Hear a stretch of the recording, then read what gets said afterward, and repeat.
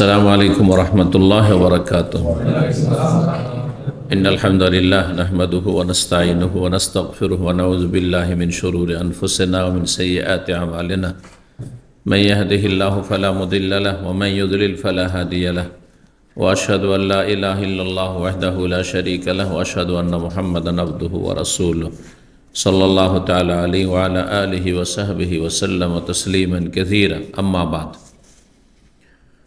बिस्मिल्लाहिर रहमानिर रहीम। किताब फ़ज़ाइल अस्हाबिन नबी सल्लल्लाहु अलैहि वसल्लम। क़ाल इमाम बुखारी रहमहुल्लाहु ताला बाबु फ़ज़ाइल अस्हाबिन नबी सल्लल्लाहु अलैहि वसल्लम व मन साहिबन नबी सल्लल्लाहु अलैहि वसल्लम औ रआहु मिनल मुस्लिमीन फ़हुव मिन अस्हाबिही। क़ाल हद्दसना अली इब्न अब्दिल्लाह क़ाल हद्दसना सुफ़यान अन अम्रिन क़ाल समिअतु जाबिर इब्न अब्दिल्लाह रज़ियल्लाहु ताला अन्हुमा यक़ूल हद्दसना अबू सईद अल-खुदरी रज़ियल्लाहु ताला अन्हु क़ाल क़ाल रसूलुल्लाह सल्लल्लाहु अलैहि वसल्लम याति अलन नास ज़मानुन फ़यग़ज़ु फ़िआमुम मिनन नास फ़यक़ूलून फ़ीकुम मन साहब रसूलल्लाह सल्लल्लाहु अलैहि वसल्लम फ़यक़ूलून लहुम नाम फ़युफ़्तहु लहुम सुम्मा याति अलन नास ज़मानुन फ़यग़ज़ु फ़िआमुम मिनन नास फ़युक़ालु हल फ़ीकुम मन साहब अस्हाब रसूलिल्लाह सल्लल्लाहु अलैहि वसल्लम फ़यक़ूलून नाम फ़युफ़्तहु लहुम सुम्मा याति अलन नास ज़मानुन फ़यग़ज़ु फ़िआमुम मिनन नास फ़युक़ालु हल फ़ीकुम मन साहब अस्हाब रसूलिल्लाह सल्लल्लाहु अलैहि वसल्लम फ़यक़ूलून नाम फ़युफ़्तहु लहुम। মহান আল্লাহর সমস্ত প্রশংসা, সালাত এবং সালাম নাযিল প্রিয় নবী সাল্লাল্লাহু আলাইহি ওয়াসাল্লামের উপর। আজ সোমবার 16ই জামাদাল উলা 1446 হিজরি মোতাবেক 18ই নভেম্বর 2024। আমাদের ধারাবাহিক আলোচনা সহিহুল বুখারীর আজকে একটি নতুন পর্ব শুরু হচ্ছে।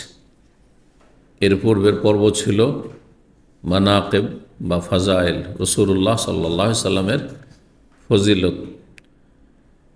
এখন শুরু হবে রাসূলুল্লাহ সাল্লাল্লাহু আলাইহি সাল্লামের সাহাবায়ে কেরামের ফজিলত রাদিয়াল্লাহু তাআলা আনহু।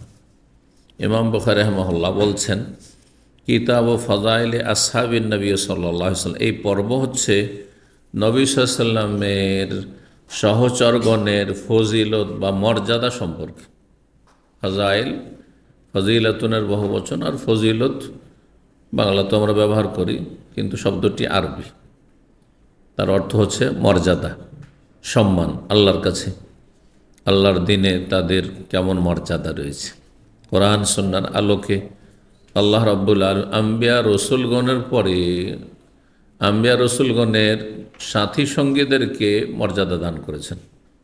তার সাহাবায়ে কেরামের মর্যাদা হচ্ছে নবী রসুলগণের পরে পরে সবচেয়ে শ্রেষ্ঠ সমস্ত আম্বিয়া এবং রসুলগণ।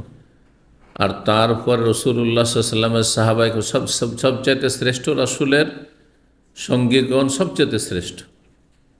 আর তারপরে প্রত্যেক নবীর সাথী সঙ্গীগণ যারা, মূসা আলাইহিস সালামের যারা সঙ্গী ছিলেন আসহাব মূসা, তারা শ্রেষ্ঠ সেই যুগের। মূসা আলাইহিস সালামের পরে ঈসা আলাইহিস সালামের সঙ্গী যারা হাওয়ারি, তাদেরকে বলা হয়তো, কোরআনে কারীমে হাওয়ারিদের কথা রয়েছে। কাল আল হাওয়ারিউন নাহনু আনসারুল্লাহ, যখন ঈসা আলাইহিস সালাম বলেন আনসারি আল্লাহ, আল্লাহর জন্য কে আমার সাহায্য করবে, তখন তারা বলেছিল হাওয়ারিরা যে নাহনু আনসারুল্লাহ, আমরা হচ্ছি আল্লাহর দিনের সাহায্যকারী। তো তারা সম্মানিত, তাদের বড় মর্যাদা রয়েছে। তো নবী সাল্লাল্লাহু আলাইহি ওয়াসাল্লামের সাহাবায়ে কেরাম, আসহাব, সাহাবীর বহু বচন হচ্ছে আসহাব। সাহাবী মানে একজন সাহাবী, সাহাবিয়ুন। আর আসহাব মানে অনেক সঙ্গী, সহচরগণ নবী সাল্লাল্লাহু আলাইহি ওয়াসাল্লামের। জি। আর কেউ কেউ বলেছেন সাহেব, সাহেব মানে সঙ্গী, তাই না? আমাদের দেশে সাহেব, সাহেবকে বিকৃত করে কিছু কিছু অঞ্চলে সাপ। হ্যাঁ, জানেন না সাপ? হ্যাঁ, অমুক সাপ, কেমন আছেন সাপ, বুঝেন না? বুঝেন না? আর সাপকে এমন বিকৃত করে যে সাপ বানিয়ে দেয়, সাপ বানিয়ে দেয়। জি। আর যারা বিদাতি সাপ, তারা কিন্তু সাপই আসলে, বিষাক্ত, ইমান বিধ্বংসী। জি। পীরদেরকে সিলেটি ভাষায় কিন্তু বলা হয় এটা সাপ। হ্যাঁ ভাই সাপ, জি। হুজুরকে হ্যাঁ ফুলতুলি সাপ, জি সাপ, জি। আসলে সাপ যারা শিরক বেদাতের দিকে আহ্বান করে তারা সাপ, সাপের চাইতে জঘন্য। কারণ সাপ তো জাহান্নামে নিয়ে যাবেন না, কিন্তু আমরা জীবনটা শেষ করবে। আর এই বেদাতিগুলো দুনিয়া আখিরাত সব শেষ করে দিয়ে জাহান্নামে নিয়ে যাবে, সব বরবাদ করে দিবে। শিরক বেদাত করিয়ে, জি। ইসলামের নামে মাজার পূজা করাবে, দরগাহে নিয়ে যাবে, আল্লাহ ছাড়নের কাছে চাওয়াবে, সব ধ্বংস করে দিল আপনার, সর্বহারা।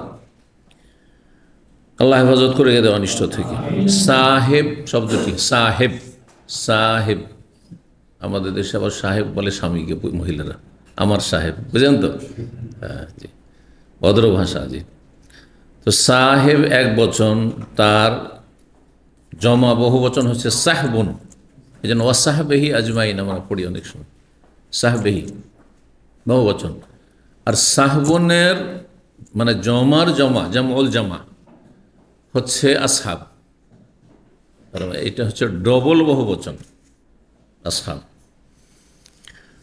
তো নবী সাল্লাল্লাহু আলাইহি সাল্লামের সাহাবায়ে কেরামদের ফজিলত বা মর্যাদা সম্পর্কে প্রথম নম্বর অধ্যায় বলছেন বাবু ফাজাইল আসহাবিন নবী সাল্লাল্লাহু আলাইহি সাল্লাম। ইমাম বুখারী বলছেন এই অধ্যায় হচ্ছে নবী সাল্লাল্লাহু আলাইহি সাল্লামের সহচরগণের মর্যাদা সম্পর্কে।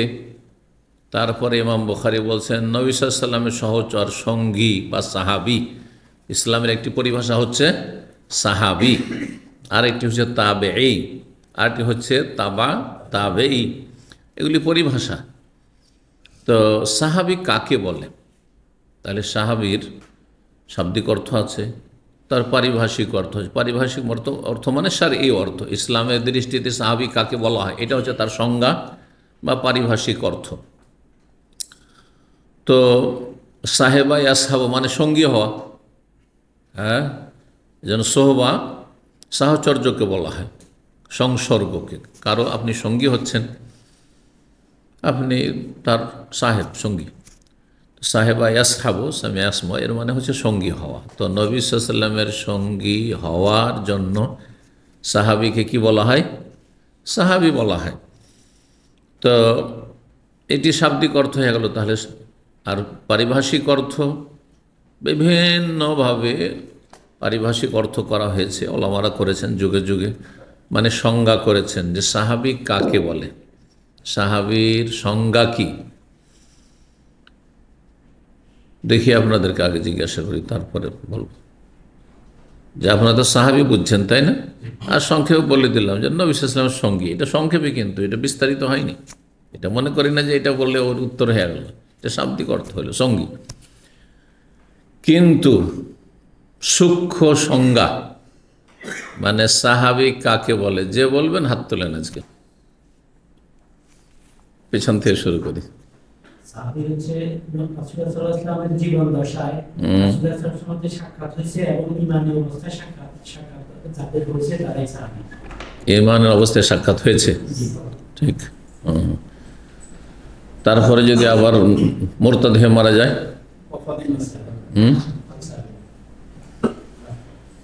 তাহলে কি হবে? হ্যাঁ, কাছিয়ে দিয়েছি কিন্তু একটু পয়েন্ট বাকি আছে। হ্যাঁ, পুরো পুরো পুরো সংজ্ঞা কি? ঈমানের সাথে রাসূল সাল্লাল্লাহু আলাইহি ওয়াসাল্লামের সাথে সাক্ষাৎ অথবা দেখা করা এবং ঈমানের সাথে মৃত্যুবরণ করার পর তিনি সাহাবী। যদি নাবালক অবস্থায় দেখে, না 5 বছরের ছেলে, 4 বছরের ছেলে নবী সাল্লাল্লাহু আলাইহি ওয়াসাল্লামকে দেখেছেন, এমন মেলা সাহাবী ছিলেন, মানে এরকম ছিলেন সেই যুগে। যেসব কচি কাচারা 4 বছর 5 বছরের ছেলে নবী সাল্লাল্লাহু আলাইহি ওয়াসাল্লামের কোলে নিয়ে রাখা হয়েছে যখন ভূমিষ্ঠ হয়েছে, অথবা দৌড়াদৌড়ি ছোটাছুটি করেছে, কিন্তু তাদের মনে নাই যে নবী সাল্লাল্লাহু আলাইহি ওয়াসাল্লামকে দেখেছি। সাহাবী হবে কি হবে না? হবে না? আচ্ছা, আর কেউ সংজ্ঞা করবে নাকি? না এই দুজনে? নবী সাল্লাল্লাহু আলাইহি সাল্লামকে দেখেছে বলবেন, না নবী সাল্লাল্লাহু আলাইহি সাল্লামের সাথে সাক্ষাৎ করেছেন বলবেন, না নবী সাল্লাল্লাহু আলাইহি সাল্লামের সঙ্গী হয়েছেন বলবেন? হ্যাঁ, সাক্ষাৎ, মোলাকাত, তাই না? কেন? যদি কেউ বলে যে নবী সাল্লাল্লাহু আলাইহি সাল্লামকে দেখেছেন যে ব্যক্তি, তাহলে কি ত্রুটিটা থাকছে? অন্ধ ব্যক্তি তো দেখেন। অন্ধ সাহাবী এখান থেকে ছাঁটাই হয়ে যাচ্ছে। কিন্তু অন্ধ ব্যক্তিও সাহাবী, উনি তো দেখেননি কিন্তু সঙ্গী হয়েছেন, মানে সাক্ষাৎ করেছেন। নাকি বলবেন সঙ্গী হয়েছেন? কেউ যদি বলে যে সাক্ষাৎ বলল না, সঙ্গী হয়েছেন, যেই ব্যক্তি ঈমানের অবস্থায় নবী সাল্লাল্লাহু আলাইহি ওয়াসাল্লামের সঙ্গী হয়েছেন, সংজ্ঞা ঠিক আছে না ভুল? হ্যাঁ,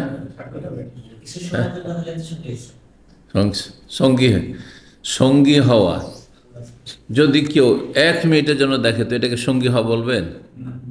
হ্যাঁ, তাহলে কেউ ধরেন একবার 1 মিনিটের জন্য সাক্ষাৎ করেছে, কোনো সঙ্গী হয়নি, একটু বসার সুযোগ পান, একটা দর্শক বসেন 1 মিনিটের জন্য, হ্যাঁ সঙ্গী হয়েছেন, মানে সাক্ষাৎ করেছেন, এমনও সাহাবী। যেমন বিদায় হজে হয়তো মদিনায় যাদের সাথে দেখা হয়েছে তো সঙ্গী হয়েই গেছেন, কিছুক্ষণ তো মজলিসে বসেই নিয়েছেন বা নবী সাল্লাল্লাহু আলাইহি ওয়াসাল্লামের সাথে সালাত পড়েছেন, দিনের কথা শুনেছেন। কিন্তু বিদায় হজে 1 লাখের বেশি সাহাবা ইকরামদের সংখ্যা ছিল, তারা সবাই সাক্ষাৎ করেছেন কিন্তু সবাই সঙ্গী হয়েছেন নবী সাল্লাল্লাহু আলাইহি ওয়াসাল্লাম। 1 লক্ষ মানুষ, অনেকে দূরেই থেকে গেছে, কাছে আসতে পারেনি হয়তো, তাই না? হইতে পারে না, পারেন না? বা কোনো দূরে বসবাস করতো, তার বংশের লোকেরা এসেছে কিছুক্ষণের জন্য, ব্যাস 1 মিনিট কোনো জায়গাতে দেখা সাক্ষাৎ হয়েছে, চলে গেছে।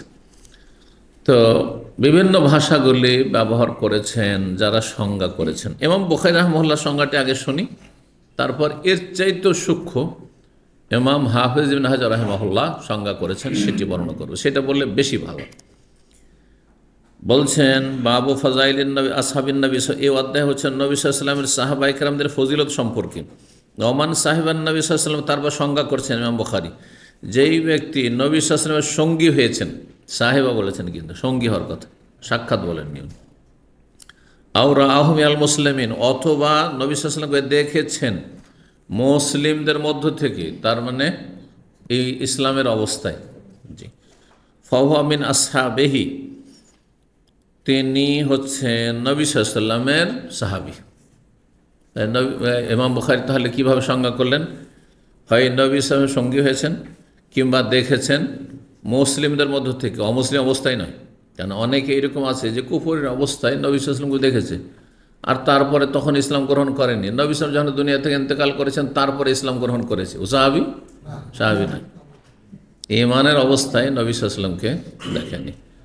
নবী সাল্লাল্লাহু আলাইহি ওয়াসাল্লামকে ঈমানের অবস্থায় দেখেছে, কিন্তু নবী সাল্লাল্লাহু আলাইহি ওয়াসাল্লামের জীবদ্দশায় অথবা নবী সাল্লাল্লাহু ইন্তেকালের পরে সে মুরতাদ হয়ে গেছে, কাফের হয়ে মরে গেছে। আব্দুল্লাহ বিন খাতল, দেখো মক্কা বিজয়ের সময় কাবার গিলাফ ধরে ঝুলছিল, হ্যাঁ মক্কা বিজয়ের এতে ঘটনায় বর্ণনা করেছি, সে মুরতাদ হয়ে মারা গেছিল। তো নাসাল্লাহ সালামত ওয়াল আফিয়া, কখন যে কি মুরতাদ হয়ে যায়, হ্যাঁ বলা যায় না। এত মর্যাদা পাওয়ার পরেও সে মুরতাদ হয়ে স্থায়ী জাহান্নামী, অথচ নবী সাল্লাল্লাহু আলাইহি ওয়াসাল্লামকে দেখেছিল, কত বড় একটা সৌভাগ্য ছিল। যদি সেটাকে ধরে রাখতে পারতো, টিকিয়ে রাখতো ইমানটা, কাফের মুরতাদ জাহান্নামী, স্থায়ী জাহান্নামী। দেখা কোনো কাজে আসলো? কোনো কাজে আসলো না, কারণ সে ধ্বংস করে দিয়েছে। তো ইমাম বুখারী রাহিমাহুল্লাহর সংজ্ঞা তো বলে দিলাম। এখন ইমাম হাফেজ বিন হাজার রাহিমাহুল্লাহর সংজ্ঞা আরও অনেকে করেছেন, কিন্তু সেগুলি অসম্পূর্ণ, কোনো না কোনো একটা দিকে একটু ত্রুটি বেরিয়ে আসবে, যে দিকগুলিতে ইঙ্গিত করলাম। সেই জন্য এই যে যত পরে এসেছেন সে আগেরগুলি থেকে তিনি উপকৃত হয়েছেন, আর তারপরে নিজে চিন্তা গবেষণা একটা সুযোগ পেয়েছেন, বুঝছেন না? প্রথম যিনি বলেছেন, প্রথম তিনি করছেন, ধর প্রথম যে কোনো জিনিস আবিষ্কার হয়েছে অত উন্নত ছিল না। প্রথমে যে মোবাইলগুলো এসছে, হ্যাঁ কি বড় বড়, দেখতেও ভালো না, ঠিক না, কিন্তু দামও বেশি ছিল। আর ধীরে ধীরে ধীরে ধীরে দেখেন স্মার্ট, দেখতেও কত সুন্দর, আর হ্যাঁ ঠিক না। একসময় ট্যাক্সিগুলো দেখেছেন এবার কচ্ছপের মতো, হ্যাঁ জি, অ্যাম্বাসেডর ট্যাক্সি ছিল। সৌদি আরবে প্রথম বছর যখন এসেছি 1989, তার আগে ওই অ্যাম্বাসেডর ট্যাক্সি দেখে অভ্যাস, কচ্ছপের মতো উঁচা উঁচা। তো তখন দেখতে খারাপ লাগতো না, কারণ দেশে ওগুলোই। তখন এই ছোটো এই সুন্দর সাইজের এই আপনার এইসব জাপানি এসব কারফার আসেনি কিন্তু বিদেশি। 35 বছর আগে। তো তারপরে যেমনই এয়ারপোর্টে গিয়ে নেমেছি, আবার দেখি ওই কচ্ছপের মতো, দেখে বেশি লাগে, কেমন খারাপ লাগে। সৌদি এত সুন্দর সুন্দর কার দেখে এলাম, এগুলো কি নতুন দেখছি মনে হচ্ছে, অথচ দেখে গেছি 9 মাস আগে, মাত্র 9 মাস আগে দেখে গেছি, কিন্তু হ্যাঁ স্মৃতি থেকে হারিয়ে গেছে আর দেখতেই খারাপ লাগছে, বুঝছেন না? অনুন্নত মহল্লাতে বসবাস করার পরে উন্নত মহল্লা যদি বাস করা শুরু করেন, তারপরে যদি সে অনুন্নত মহল্লায় কিছুদিন পরে যদি আপনি ঘুরতে আসেন, তো দেখে মনে হয় যেগুলো সব ফকির মিসকিন বাস করছে। আর এইখানে আমি ছিলাম, পরীক্ষিত এটা, বুঝছেন না? 14 বছর থেকেছি এখানে আমি, 14 বছর, একটা না, একই বাসাতে। তো নাখিল মহল্লা, তারপর অন্য মহল্লায় চলে যাওয়ার পরে এখানে আসলে মনে হয় সব গরিব পার্টি বাস করছে এগুলোতে, একেবারে পুরনো ভাঙাচোরা মনে হচ্ছে বাড়ি ঘরে আছে, তাই না? জি। তো এটা মানুষের এটা আর কি স্বভাব। জি। তো যাই হোক, কথায় কথা বেশি হয়ে যাচ্ছে। যারা পরে আসে তারা আগের লোকদের থেকে কি হয়, উপকৃত হইতে পারে, কিছু কালেকশন করতে পারে অনেকের কাছ থেকে। তো ইমাম হাফিজ রাহিমাহুল্লাহ যেহেতু 9ম শতাব্দীর 852-তে তার ইন্তেকাল, তিনি বলছেন মাল্লাকিয়ান নবী সাল্লাল্লাহু আলাইহি ওয়াসাল্লাম, সাহাবীকে 1 নম্বর শর্ত, মাল্লাকিয়ান নবী সাল্লাল্লাহু, যেই ব্যক্তি নবী সাল্লাল্লাহু আলাইহি ওয়াসাল্লামের সাথে সাক্ষাৎ করলো, মোলাকাত করলো। আর সাক্ষাৎ 1 সেকেন্ডের 10 সেকেন্ডের হইতে পারে, সাক্ষাৎ হলো, ব্যাস সাক্ষাৎ হলো, আর তারপর উঠে চলে গেলেন, হয়তো আর দেখা হলো না, বেশি কোনো কথা বলার সুযোগ পাওয়ালো না, দেখারও সুযোগ পাওয়ালো না, একটা কোনো এলেম শেখারও সুযোগ হলো না, সাক্ষাৎ হয়ে গেছে। সাক্ষাৎ বলাতে চোখে দেখা শর্ত নাই। তাহলে অন্ধ ব্যক্তিও যদি 1 মুহূর্তের জন্য, কয়েক সেকেন্ডের জন্য যদি সাক্ষাৎ করে থাকে, তো সেও সামিল হইল। বেশ কিছু সাহাবী ছিলেন যারা অন্ধ ছিলেন, আব্দুল্লাহ ইবনে মাকতুম, তাই না? তিনিও সাহাবী, অথচ দেখেন দিতেন। মানরা, যারা বলছেন যে দেখেছেন, তাহলে একে কি করবেন? ইমাম বুখারী ঢোকাবার জন্য 2টো শব্দ ব্যবহার করেছেন, হয় সঙ্গী হয়েছেন আর না হলে দেখেছেন। এই জন্য সঙ্গী হয়েছেন, অন্ধ ব্যক্তি সঙ্গী হয়েছেন, এই জন্য বলেছেন। কিন্তু 2টো কথা বলা দরকার, এক কথা কি হয়ে গেল, যেই ব্যক্তি সাক্ষাৎ করেছেন। তারপর সঙ্গী হলে কিছু সময় দিতে হয়, অনেক সময় তখন সঙ্গী বলি। সুতরাং সাহেবার চাইতে, এই ভাষার চাইতে ইবনে হাজারের ভাষাটি বেশি সূক্ষ্ম, যিনি সাক্ষাৎ করেছেন। যেই ব্যক্তি নবী সাল্লাল্লাহু আলাইহি ওয়াসাল্লাম সাক্ষাৎ করেছেন, মাল্লাকিয়ান নবী সাল্লাল্লাহু আলাইহি ওয়াসাল্লাম, জি, মুমিনান বেহি, তার প্রতি ঈমানের অবস্থায়, মানে নবীর প্রতি ঈমানের অবস্থায়, বেহিও লাগানো হয়েছে, তার প্রতি।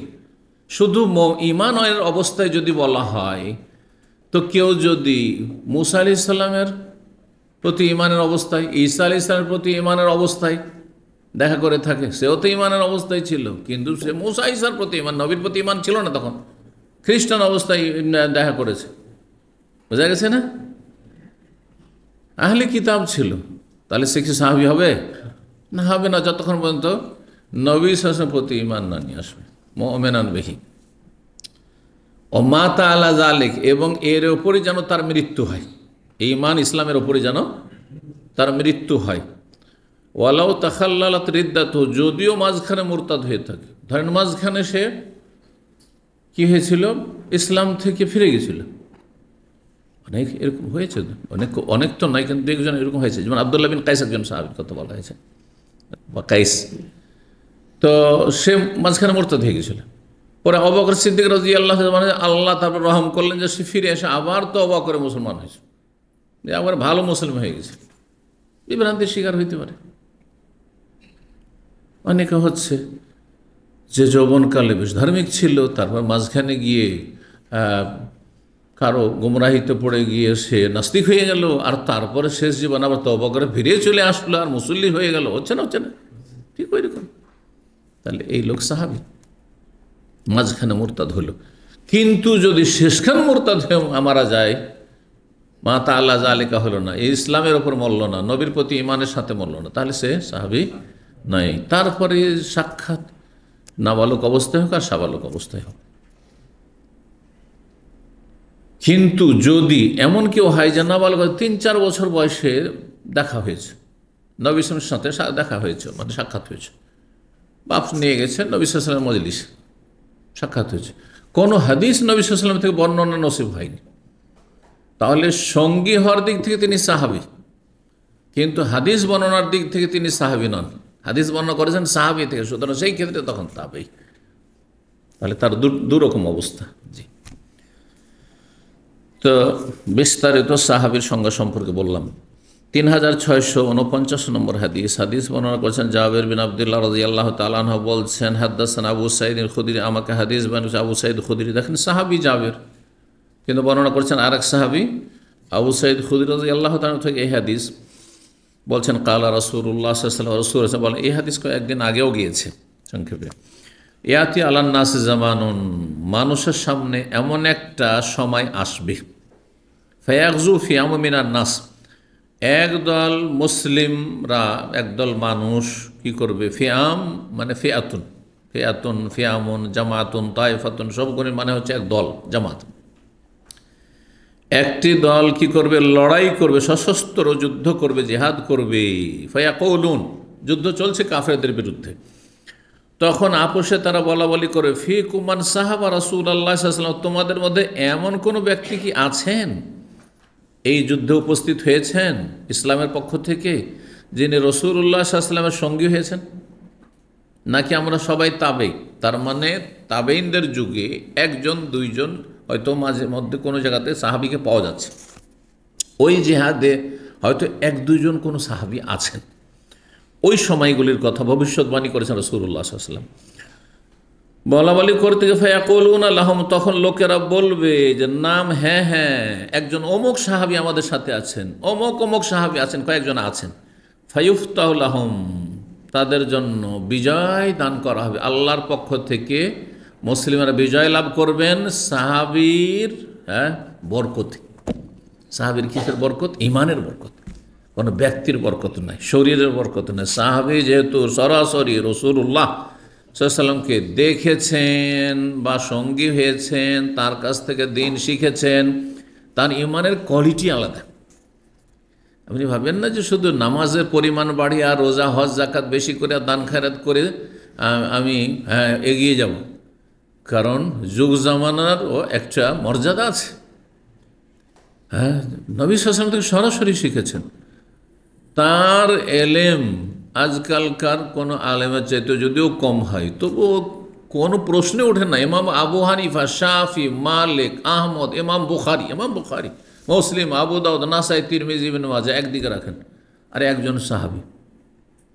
অথচ ইমাম বুখারী ধরেন এত বড় একটা কিতাব, হাদিসের কিতাব সংকলন করেছেন, কোনো সাহাবী তো সেটা হয়নি, ঠিক না? তো সাহাবীর পাশে গিয়ে মর্যাদা দাঁড়াতে পারবে কোনো ইমাম? কেউ না। আজকালকারগুলো তো বাদই দেন। শুধু তাই নয়, নবী সাল্লাল্লাহু আলাইহি সাল্লাম যারা প্রথম সারির সাহাবী, মানে প্রথম দিকে মক্কা বিজয়ের আগে ইসলাম গ্রহণ করেছেন, অথবা হুদায়বিয়া সন্ধির আগে ইসলাম গ্রহণ করেছেন, অথবা মুহাজির মক্কায় নবী সাল্লাল্লাহু মক্কা থাকাকালীনই ইসলাম কবুল করেছেন, আনসার যারা প্রথম নবী সাল্লাল্লাহু আলাইহি সাল্লামের প্রতি ঈমান নিয়ে এসেছেন, তাদের সম্পর্কে কোরআনেও বলা হয়েছে এবং হাদিসে বলা হয়েছে। সবগুলি দলিল বলার সময় নেই, শুধু একটি হাদিস বলি। নবী সাল্লাল্লাহু আলাইহি সাল্লাম সাহাবীদেরকে, পরবর্তীকালে সাহাবীদেরকে, মানে পরে যারা জুনিয়র সাহাবী যারা ইসলাম গ্রহণ করেছেন, তাদেরকে সম্বোধন বলছেন লাউ আনফাকা আহাদুকুম বলেছেন, কিন্তু আমাদেরকে এটা সম্বোধন করেননি। সাহাবীদেরকে সম্বোধন করছে যারা সামনে আছে।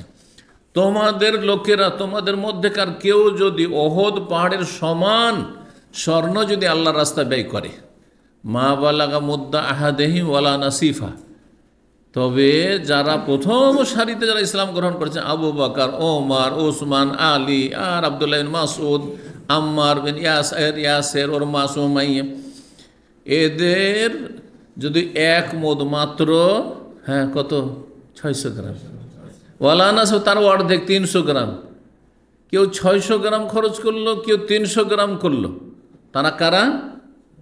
যারা প্রথম সারির সাহাবী, যারা আগে প্রথম দিকে ইসলাম গ্রহণ করেছে। আর তোমরা যারা পরবর্তীকালে মক্কা বিজয়ের পরে যখন ইসলাম শক্তিশালী হয়ে গেছে, এখন আর ওই রকমের ঝুঁকি নেই যে আমাদের সব কিছু শেষ করে দেওয়া হবে। যারা কোরবানি করে আপনাদের ঘরে ঘরে ইসলাম পৌঁছে দিয়েছে, জি, এরাও সাহাবী ওরাও সাহাবী। তারপরে বলছেন যে তোমরা ওহদ পাহাড়ের সমান স্বর্ণ খরচ করলে, আর ওরা মাত্র 600 গ্রাম না হয় 300 গ্রাম, হ্যাঁ, তারপরেও হ্যাঁ তাদের মর্যাদা ওহদ পাহাড়ের সমান খরচ করে পৌঁছিতে পারবে, মা বা লাগা পৌঁছিতে পারবে না, তাদের মর্যাদা পাবে না। তো জুনিয়র সাহাবিরা সিনিয়র সাহাবির মর্যাদা পাবে না, তাহলে আবু হানিফা, শাফি, মালিক আহমদ থেকে মর্যাদা পাবে? ওই মর্যাদা সাহাবির মর্যাদা। আর আজকাল যারা মজহাবের অন্ধ গোড়া, তারা নবীর পাশাপাশি রেখে দিয়েছে। হাদিসের কথা বলেন, বলছে আমাদের মজহাবে ইমাম সাহেব কি বলেছেন, এটা হানাফি মজহাবের আলোকে আমরা মানছি, এটা আমার শাফি মজহাবের আলোক মানছি, এটা আমার মালিকি মজহাবের আলোক মানছি। হাউজুবিল্লাহ। যেখানে সাহাবির পাশে রাখার অধিকার নেই, সেখানে আপনি রসুলের পাশে রেখে দিচ্ছেন রসুলের হাদিস, আর সেখানে সেটা উপেক্ষা করে আপনার মজহাব খরচ করে নিন। ইমান থাকবে? কখন ইমান থাকবে না। এইরকম যদি অবস্থা হয়, মনের অবস্থা, আর আপনার কাছে যদি নবীর হাদিসের গুরুত্ব এত কম হয়, জি, আল্লাহ হেদায়েত দান করুন। এসব গুমরাহি থেকে আর ব্যক্তি পূজা থেকে আল্লাহ রক্ষা করুন। সাহাবায়ে কেরামদের ওসিলায় বিজয় দান করা হবে কাফেরদের। সুম্মায়াতি আলান নাসে, তারপরে আর এক যুগ আসবে, ফায়াকজু ফিয়ামুন নাস, একদল আল্লাহর রাস্তায় লড়াই করবে, আর তারপরে জিজ্ঞেস করবে আপোষে, হালফিকুম মান সাহাবা আসহাবা রাসূলিল্লাহ সাল্লাল্লাহু আলাইহি ওয়াসাল্লাম, তোমাদের মধ্যে এমন কেউ আছে যা রাসূলুল্লাহ সাহাবায়ে কেরামদের সঙ্গী হয়েছে, নবীর সঙ্গী আর নাই। 110 হিজরিতে শেষ সাহাবী ইন্তেকাল করেছেন, কিন্তু তারপরে 110 হিজরির পরের যুগ তাবেঈনদের যুগে বলছে এমন কেউ আছে যে রাসূলুল্লাহ সাল্লাল্লাহু আলাইহি ওয়াসাল্লাম সাহাবীদের সঙ্গী হয়েছে? মানে কে? তাবেঈ। তাহলে তাবেঈ কেউ আছে? ফায়কুল নাম, হ্যাঁ আছে, সাঈদ ইবনে মুসাইয়াব আছে, তো হাসান বাসরি আছে, তো ইবনে সিরিন, মোহাম্মদ ইবনে সিরিন আছেন, এইভাবে জি অনেক তাবে কাতাদা, তাবেঈ, বহু তাবেঈ। বলছেন হ্যাঁ আছে। ফায়ুফতাহু লাহুম, তখন আল্লাহ তাদেরকে বিজয় দেবেন, আল্লাহ তার ওসিলায়, যে নবীর সাহাবীর সঙ্গী একজন আছে, তাবেঈ একজন আছে এই জিহাদে। সুম্মায়াতি আলান নাসে, যেমন তারপরে আরেকটা যুগ আসবে, ফায়াকজু ফিয়ামুন মিনান নাস, একদল মুসলিমরা জিহাদ করবে, লড়াই করবে সশস্ত্র। ফায়ুকালু, তখন জিজ্ঞেস করবে আপোষে, হাল ফিকুম মান সাহাবা আসহাবা রাসূলিল্লাহ সাল্লাল্লাহু আলাইহি ওয়াসাল্লাম, তোমাদের মধ্যে এমন কোনো ব্যক্তি আছে যেই ব্যক্তি রাসূলুল্লাহ সাল্লাল্লাহু আলাইহি ওয়াসাল্লামের কোন সাহাবীর সঙ্গীর সঙ্গী আছে? সাহাবীর যারা সঙ্গী হয়েছে মানে তাবেঈ, তাবেঈকে কেউ দেখেছে, তাবেঈর সঙ্গী কেউ আছে, তার মানে তাবেঈ কেউ আছে। যেমন ইমাম মালিক, ইমাম আবু হানিফা, এরা তাবেঈ। জি, ইমাম মালিক বা ইমাম আবু হানিফা তাবেঈ নয়, কিন্তু হানাফিরা দাবি করে ইমাম আবু হানিফা হচ্ছে হ্যাঁ তাবেঈ, সাহাবীকে দেখেছেন, কোনো দলিল প্রমাণ নেই। সাহাবীর যুগ পেয়েছেন, কারণ তার জন্ম হচ্ছে কত সালে? 80 হিজরিতে, ইন্তেকাল হচ্ছে 150 হিজরিতে, আর শেষ সাহাবীর ইন্তেকাল হচ্ছে 110 হিজরিতে। কিন্তু 110 হিজরিতে যে সাহাবীর ইন্তেকাল হয়েছে, তার ইন্তেকাল মক্কায় হয়েছে। তখন কি এরকম কমিউনিকেশন ছিল? হ্যাঁ, মক্কার সাথে। আবু হানিফা রাহিমাহুল্লাহর বাড়ি কোথায়? কুফা, ইরাকে। কুফা থেকে 1 মাসের রাস্তা। এমন কোনো বর্ণনা পাওয়া যায় না যে তিনি মক্কা গিয়েছেন আর যাওয়ার পর আবু তোফেলের সাথে মক্কায় গিয়ে দেখা হয়েছে, এমন পাওয়া যায় না। তারা ওইটা দাবি করে না, আবার দাবি করছে যে আনাস রাদিয়াল্লাহু তাআলা বসরাতে ছিলেন, এই আনাস সাহাবীর সাথে দেখা হয়েছে। কিন্তু আনাস রাদিয়াল্লাহু তাআলা আপনার 85 হিজরির মধ্যে ইন্তেকাল করেছেন, 83-85 হয়তো। তাহলে 5 বছর আবু হানিফা রাহিমাহুল্লাহ 20 বছর পর্যন্ত শুধু বড় ব্যবসায়িক ছিলেন, ব্যবসায় করেছেন, ইসলামের শিক্ষার লাইনেই নামের নীতি নেই। 20 বছর বয়সে তার মন চাইলো যে আমি একটু ইসলাম চর্চা করে পড়াশোনা করব। আগের যুগে আমাদের সাথে সাবালক হয়ে লেখাপড়া করতে আসতো, এখনকার মতো নয় যে 6 বছরের মাদ্রাসায় ভর্তি আর আপনার স্কুলে ভর্তি। আমি ছোট থেকে আমার আব্বা মাদ্রাসায় ভর্তি করেছেন রাহিমাহুল্লাহ তাআলা, ছোট থেকে পড়তাম। আমার সাথে কিছু কিছু সাথীর সঙ্গে ক্লাসমেট এমন পড়াশোনা করেছে মাদ্রাসায়, আশ্চর্য হবে না, আমার বাপের তুল্য, বাপের বয়স। যখন আমার 10 থেকে 12 বছর বয়স, তখন তাদের বয়স 25-30। জি হ্যাঁ, এই বড় বড় দাড়িওয়ালা, আর সবাই আমাকে হ্যাঁ বাবা করতো আর ভাতিজা বলতো। জি, ক্লাসমেটগুলো আমাকে ভাতিজা বলতো, বাবা বলতো। জি, না হয় ভাইগনা বলতো। আমার মামার এক বন্ধু ছিল লাল মোহাম্মদ বলে, ও তো আমাকে মামা বলতো, কারণ আমি ওর ভাইগনা। আমার মামা যেহেতু ওর বন্ধু, বুঝতে পারছেন, একসাথে পড়েছি। ছোটোকালে এরকমই ছিল। আজকে থেকে 40 থেকে 50 বছর আগের সময়টা আর কি। এই সময়গুলোতে সাবালকে, বরং আমি প্রথম যখন দাওরা পড়ে 20 বছর বয়সে শিক্ষকতা করতে লাগলাম, তখন আমার ছাত্র ছিল, আমার দাড়ি তখন সামান্য একটু এখানে আর এইখানে একটু বের হইতে লেগেছে। আর তারা বড় বড় দাড়িওয়ালা মানুষ ছিল, আমার চাইতে অন্তত 8 থেকে 10 বছর বয়সে বেশি ছিল। আর সবগুলিকে, মাদ্রাসার ছাত্রকে কেউ আপনি বলেন, আপনাদেরকে নয় আপনি বলছি আমি, ঠিক না?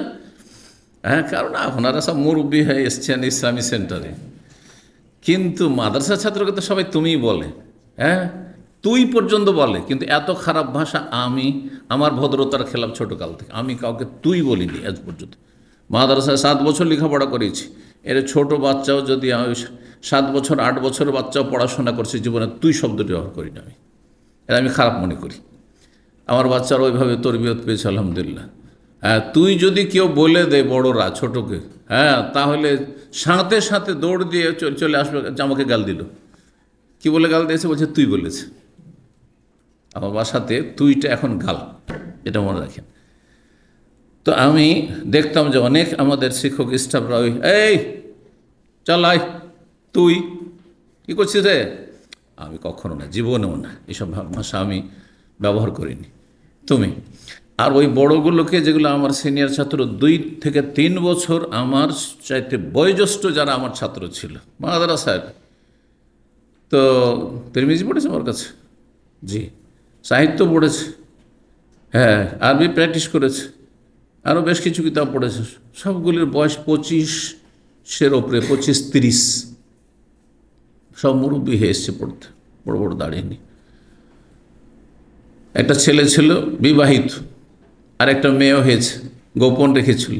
আর আমি তখন বিবাহর কথা চিন্তা করিনি যে এখন আমার বিয়ের সময় হয়নি, কারণ আমাকে আরও লেখাপড়া করতে হবে। এখন আমার 20 বছর বয়স, তার 5 বছর পরে বিয়ে, 25 বছর বয়স আমার, জি। তো ওদেরকে সবকে আপনি বলতাম, ওগুলোকে কি বলতাম, যেহেতু বয়সের সিনিয়র, ওদেরকে তখন আপনি বলতাম। আমার 2 বছর, প্রথম 2 বছরে যে ছাত্রগুলো, ওগুলোকে আপনি বলেছি, কিন্তু ওর মধ্যে যেগুলো আমার বয়সে ছোট, আমার চাইতে, সেগুলোকে তুমি বলতাম। তো যাই হোক, কি বললাম, ইমাম আবু হানিফা রাহিমাহুল্লাহ সাবালক হয়ে 20 বছরের পরে চিন্তা করেছেন যে একটু লেখাপড়া করা যাক, ফিকহ চর্চা করা যাক, পড়াশোনা করা যাক। তার আগে তিনি ইসলামিক লাইনে পড়াশোনার জন্য আসবেন কথা চিন্তা করেননি। বংশসূত্রে তারা ব্যবসায়িক ছিলেন, বড় কাপড়ের ব্যবসা ছিল তার, জি, রাহিমাহুল্লাহ তাআলা। সুতরাং এটি দাবি মাত্র যে ইমাম আবু হানিফা তাবেঈ ছিলেন, তাবেঈ না তাবা তাবেঈ, যেমন ইমাম মালিকও তাবা তাবেঈ, জি। 3650 নম্বর হাদিস। হাদিস বর্ণনা করছেন ইমরান বিন হুসাইন রাদিয়াল্লাহু তাআলা আনহু, বলছেন কালা রাসূলুল্লাহ সাল্লাল্লাহু আলাইহি ওয়াসাল্লাম, বলে খায়রু উম্মতি কারনি, আমার উম্মতের সবচেয়ে শ্রেষ্ঠ লোক হচ্ছে আমার যুগের লোকেরা। নবী সাল্লাল্লাহু আলাইহি ওয়াসাল্লামের যুগের লোকেরা মানে কারা? সাহাবীরা। সুম্মাল্লাযীনা ইয়ালুনহুম, তারপরে ওরা যারা তার পরবর্তীকালে আসবে, তার মানে কারা? তাবেঈনরা। সুম্মাল্লাযীনা ইয়ালুনহুম, তারপরে ওরা যারা তার পরবর্তীকালে আসবে, তার মানে তাবা তাবেঈ। ইমরান বিন হোসেন বলছেন ফালা আদরি, আমি জানছি না, মানে সন্দেহ হচ্ছে আমার, আযাকারা বাদাকার নেই, নবী সাল্লাল্লাহু আলাইহি সাল্লামের যুগের পরে 2 যুগের কথা বর্ণনা করলেন নাকি 3 যুগের কথা বললেন। 3 যুগ যদি হয় তো সাহাবায়ে কেরামের যুগ সবচেয়ে শ্রেষ্ঠ, তারপরে তাবেঈনদের যুগ, তারপরে তাবা তাবেঈনের যুগ। আর যদি 2 যুগ হয় তো সাহাবীর যুগ আর তারপরে তাবেঈনদের যুগ।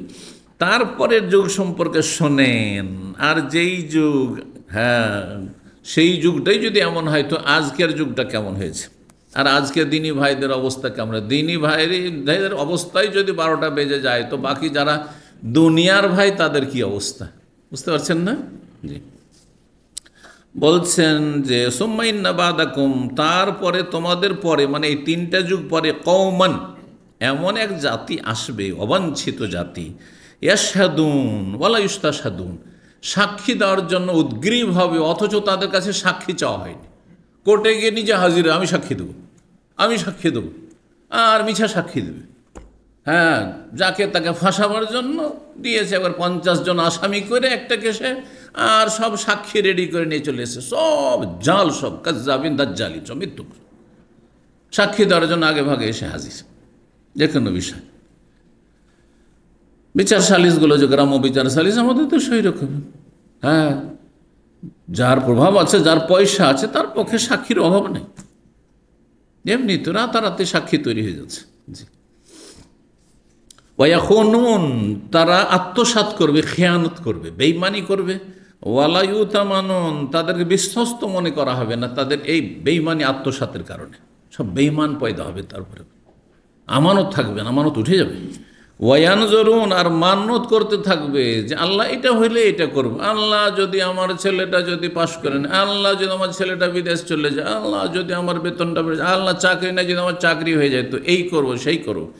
ওয়ালায়াফুন, আর মানত পুরা করবে না, মানত পুরা করবে না। মানত করাতে কোনো লাভ নাই, সাদকা করুন, কিন্তু মানত করলে পুরা করা ফরজ। আবার ওয়ালিউফু নজুরাহুম, মানত পুরা করা ফরজ।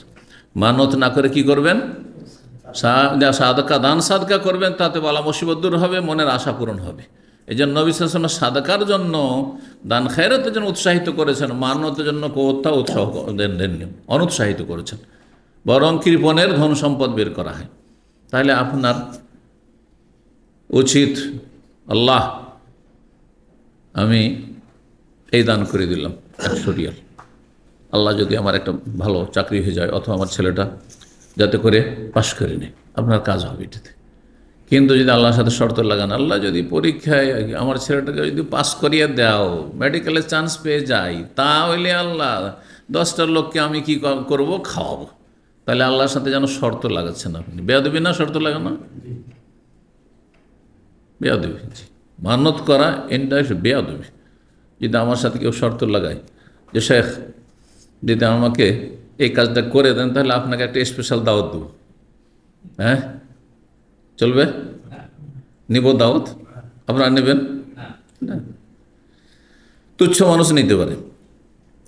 ওয়াজহারু ফিহিম মুসমান, আর যখন এই বেঈমান আত্মসাতের দল বাড়বে, তখন তারা হবে মোটা সোটা, তোদের শরীর ফুলতে শুরু হবে। দেখেন না আজকাল কেমন শরীর ফুলছে, আরে খাই না তবু ফেলে চলে যাচ্ছে।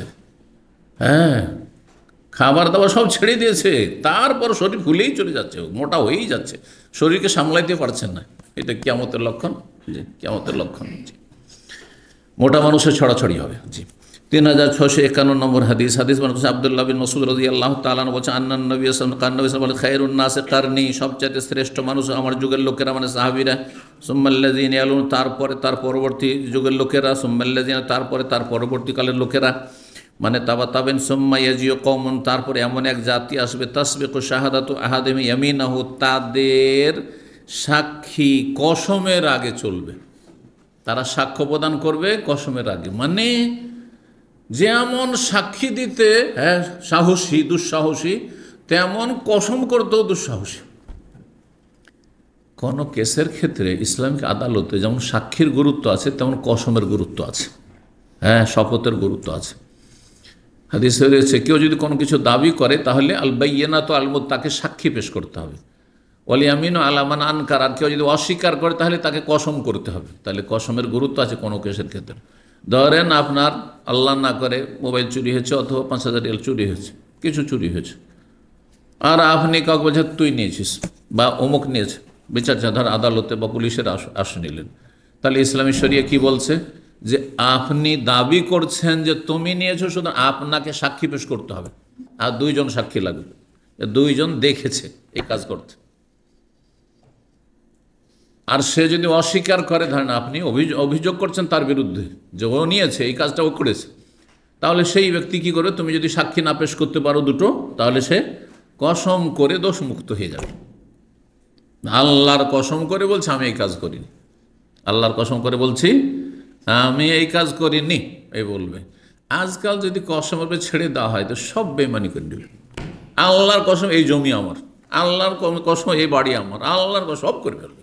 দেখে না কি অবস্থা আজকাল হয়েছে? একটা জমি জায়গা শহরগুলিতে কতবার বিক্রি হচ্ছে। কিছুদিন আগে হয়ে বললো যে কতবার যে আমার জায়গাটা বিক্রি করেছে, আর কত লোকের কাছ থেকে যে টাকা বেইমানি করেছে। আমার তো জমি গিয়েছে, এখন যদি জমি দখল করতে কাগজপত্র আমার কাছে আছে, যাই তো আমার জীবন নিয়েও বাঁচতে পারবো না, ছেলে মেয়েকেও রক্ষা করতে পারবো না, সুতরাং এই জমি থেকে হাত ধুয়ে নিয়েছি, ছেড়ে দিয়েছি। বুঝতে পারছেন কী অবস্থা? তাহলে সাহাবাই কেরাম, তাবেইন, তাবা তাবেইনের যুগের পর থেকে, 3টা স্বর্ণযুগের পর থেকে অসৎ লোকদের ছড়াছড়ি বাড়তে বাড়তে এই পর্যন্ত পৌঁছেছে। জি, হারামকে হারামই মনে করেন না, হ্যাঁ, আত্মসাৎকে আত্মসাৎই মনে করেন, অপরাধকে অপরাধ মনে করেন। আউযুবিল্লাহ। সেটা কাফের সমাজে যদি হইতো তাহলে কাফের, আল্লাহ পরকাল কিছুই নেই তাদের, বিশ্বাস নেই, পেট ছাড়া কিছুই নেই তাদের। কিন্তু একজন মুসলিম, তুমি আল্লাহ বিশ্বাসী, পরকালে বিশ্বাসী, রসুলে বিশ্বাসী, তুমি কাবায় বিশ্বাসী, তোমার আখেরাত বলে বিশ্বাস আছে, আল্লাহর সামনে হাজির হইতে হবে, জাহান্নাম বিশ্বাস করো, জান্নাত বিশ্বাস করো, কিসে বিশ্বাস করো? হারাম জীবনযাপন করে হারাম খাবে, মানুষের বেঈমানি করবে, কিসের বিশ্বাস রয়েছে? কোনো বিশ্বাস নেই এদের। জি, আল্লাহ হেদায়েত দান করুন। এমন এক যুগ আসবে যে তাদের সাক্ষী তাদের কসমের আগে বেরোবে, সাক্ষী দেওয়ার জন্য প্রস্তুত কসমের আগে। কখনো কখনো ওয়ামিনহু শাহাদাতুহু, কসম সাক্ষ্য প্রদানের আগে কসম করে ফেলবে, সাক্ষী দেওয়ার আগে কসম করে ফেলবে। আমি এই জন্য আজকাল যদি কসমের পরিস্থিতি তৈরি হয়, শুধু কসম যথেষ্ট নয়, কারণ আমাদের দেশের মানুষরা কসমকে ভয় করে না, কিন্তু কসমের সাথে আর কিছু যদি লাগান তার বৈধতা আছে। কারণ নবী সাল্লাল্লাহু আলাইহি ওয়াসাল্লাম একটি হাদিস রয়েছে যে সেই কসমটি আসর পরে, যদি তাহলে আসর পরের সময়টি গুরুত্বপূর্ণ সময়, গুরুত্বপূর্ণ সময় যদি কসম করার কথা হাদিসে আসে তো গুরুত্বপূর্ণ জায়গায় কসম করা যেতে পারে। সুতরাং চলো মসজিদে নিয়ে যাবো, চলো তোমাকে মসজিদে মেম্বারে চড়িয়ে কসম করাবো, হ্যাঁ, ওযু করো দিয়ে তারপরে কসম করো, হ্যাঁ, 2 রাকাত নামাজ পড়ো তারপরে কসম করো, হ্যাঁ, তারপরে বলো যে আমি আল্লাহর কসমে এই কাজটি করিনি, যদি করে থাকি তো আমি ধ্বংস হয়ে যাব। যারা আজকাল কোরআন সুন্নাহ অনুসারীদেরকে বলছে এরা ইহুদিদের দালাল, হ্যাঁ, আমেরিকা এদেরকে রফায়দানের আমিন বলাতে এদের ডলার দেয়, হ্যাঁ, সৌদি আরব থেকে রিয়াল পায়, রিয়াল খোর বলছে না, ওদের বললেন যে তোমার কথাটি সত্য না মিথ্যা? যদি বলে সত্য, বলে আল্লাহর কসম করে বলছি যদি আমার কথা মিথ্যা হয় তো আমার বিবি তালাক। শিখিয়ে দিন আপনাদেরকে। এই দাজ্জালগুলিকে বলেন যে তুমি বলো যে যদি এই কথায় আমি মিথ্যাবাদী হই, যে রফায়দান আমিন বলে, হ্যাঁ, কি পাওয়া যায়? রিয়াল পাই। এই কথায় যদি আমি মিথ্যাবাদী হই তো আমার বিবি তালাক, বলবো 3 তালাক, কারণ ওদের মজাবে 3 দিলে শেষ, আর জীবনে ঘুরিয়ে পাবে না, তখন ওই ভাড়া দিতে হবে কাউকে, আবার ভাড়াটা পাঁঠা খোঁজ করতে হবে ওদেরকে। বুঝতে পারছেন না? নোংরামি করতে থাকে। জি, আল্লাহ হেদায়েত দান করুন। যারাই শুনবেন সোজা বলবেন তোমার সাথে ঝগড়া না ভাই, না ভাই, ঠিক আছে, আমরা হ্যাঁ রিয়াল পাই, ডলার পাই, হ্যাঁ, এসব করলে তো এক কাজ করো, তুমি কসম করে বলো, আর বলো যে যদি হ্যাঁ আমি মিথ্যুক হই তাহলে আমার বিবি তালাক। জি, সোজা হয়ে যাবে। জি, কালা ইব্রাহিম নাখি, আবিদা তাবেইর ছাত্র, আর আবিদা হচ্ছেন আবিদা সালমানি, ছাত্র হচ্ছেন আব্দুল মাসউদ সাহাবীর তাবেই। ইব্রাহিম নাখি বলছেন ওয়াকানু ইয়াজরিবুনানা, আর তারা সালাফগুন সাহাবায়ে কেরাম তাবেইন আমাদেরকে মারধর করতেন, আলা শাহাদাতু আল আহাদি, বেশি সাক্ষী দিতে গেলে, আর আহাদ মানে এখানে কসম, শপথ করলে, মানে সামান্য কথায় যদি আমরা কসম করতে যেতাম, সামান্য কথায় আমি দেখেছি, আমি করেছি, আমি সাক্ষী দেবো, এইরকম বলতে গেলে আমরা যখন কচি কাঁচা ছিলাম তখন আমাদেরকে মারধর করা হতো, যে কি বুঝো তুমি আল্লাহর ভয়ে তুমি হুট করে সাক্ষী দেবো, হুট করে কসম করবো না। ও নাহানো সেগারণ, সেই সময় আমরা নাবালক ছিলাম, যখন নাবালক অবস্থায় ছিলাম, কচি কাঁচা ছিলাম, অপ্রাপ্তবয়স্ক ছিলাম, তখন আমরা যদি কোথাও সাক্ষী দিতে যেতাম অথবা কসম করতে যেতাম তো আমাদের মুরব্বীরা, আমাদের বাবা দাদা অথবা আমাদের মুরব্বী যারা সাহাবায়ে কেরাম তাবেইন, তারা আমাদের কি করতেন? ধমক দিতেন, মারধর করতেন। দুঃসাহসিকতা যেন না দেখায়, কারণ কচি কাচার তো আর ইমান মজবুত হয়নি। এখন 16 বছর 18 বছরের বাচ্চা, সাবালক ঠিক হয়েছে 15 বছর, ইমান বা কতটা শক্তিশালী হয়েছে, এখন মিথ্যা কসম করে নিতে পারে, মিথ্যা কথা বলে দিতে পারে, মিথ্যা সাক্ষী দিয়ে দিতে পারে। সেই জন্য আমাদেরকে মুরব্বীরা ধমক দিতেন, মার দিতেন, খবরদার না, এইভাবে কসম করতে যাচ্ছ আর এইভাবে সাক্ষী দিতে যাচ্ছে। 2 নম্বর অধ্যায় বাবু মানাকিবিল মুহাজিরিন ওয়া ফাদলি। এই অধ্যায় হচ্ছে মুহাজিরদের মর্যাদা এবং ফজিলত সম্পর্কে। মানাকিব আর ফাজাইল কাছাকাছি অর্থ। মুহাজির কারা? যারা মক্কা থেকে মদিনায় ইসলামের খাতিরে হিজরত করেছেন, পেটের খাতিরে নয়, হ্যাঁ, বিয়ে শাদির খাতিরে নয়। কেউ যদি বিয়ে করার জন্য হিজরত করে, ধরেন কেউ বিয়ে করলো মালয়েশিয়াতে, সেজন্য মালয়েশিয়া চলে গেল, তো বলছে মুহাজির। হ্যাঁ হ্যাঁ, না।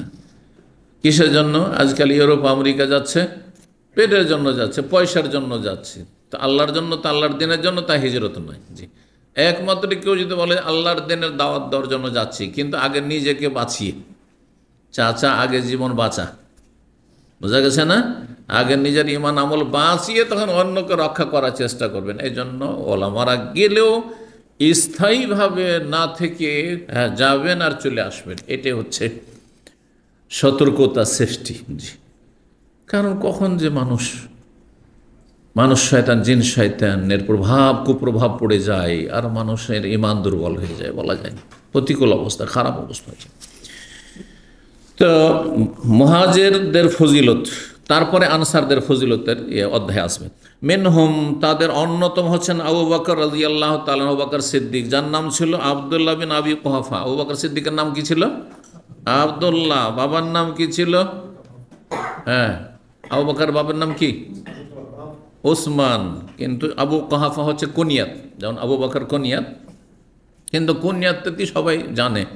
কেউ যে আবু বকরের নাম আব্দুল্লাহ ছিল, কয়জন লোক জানে, ঠিক না?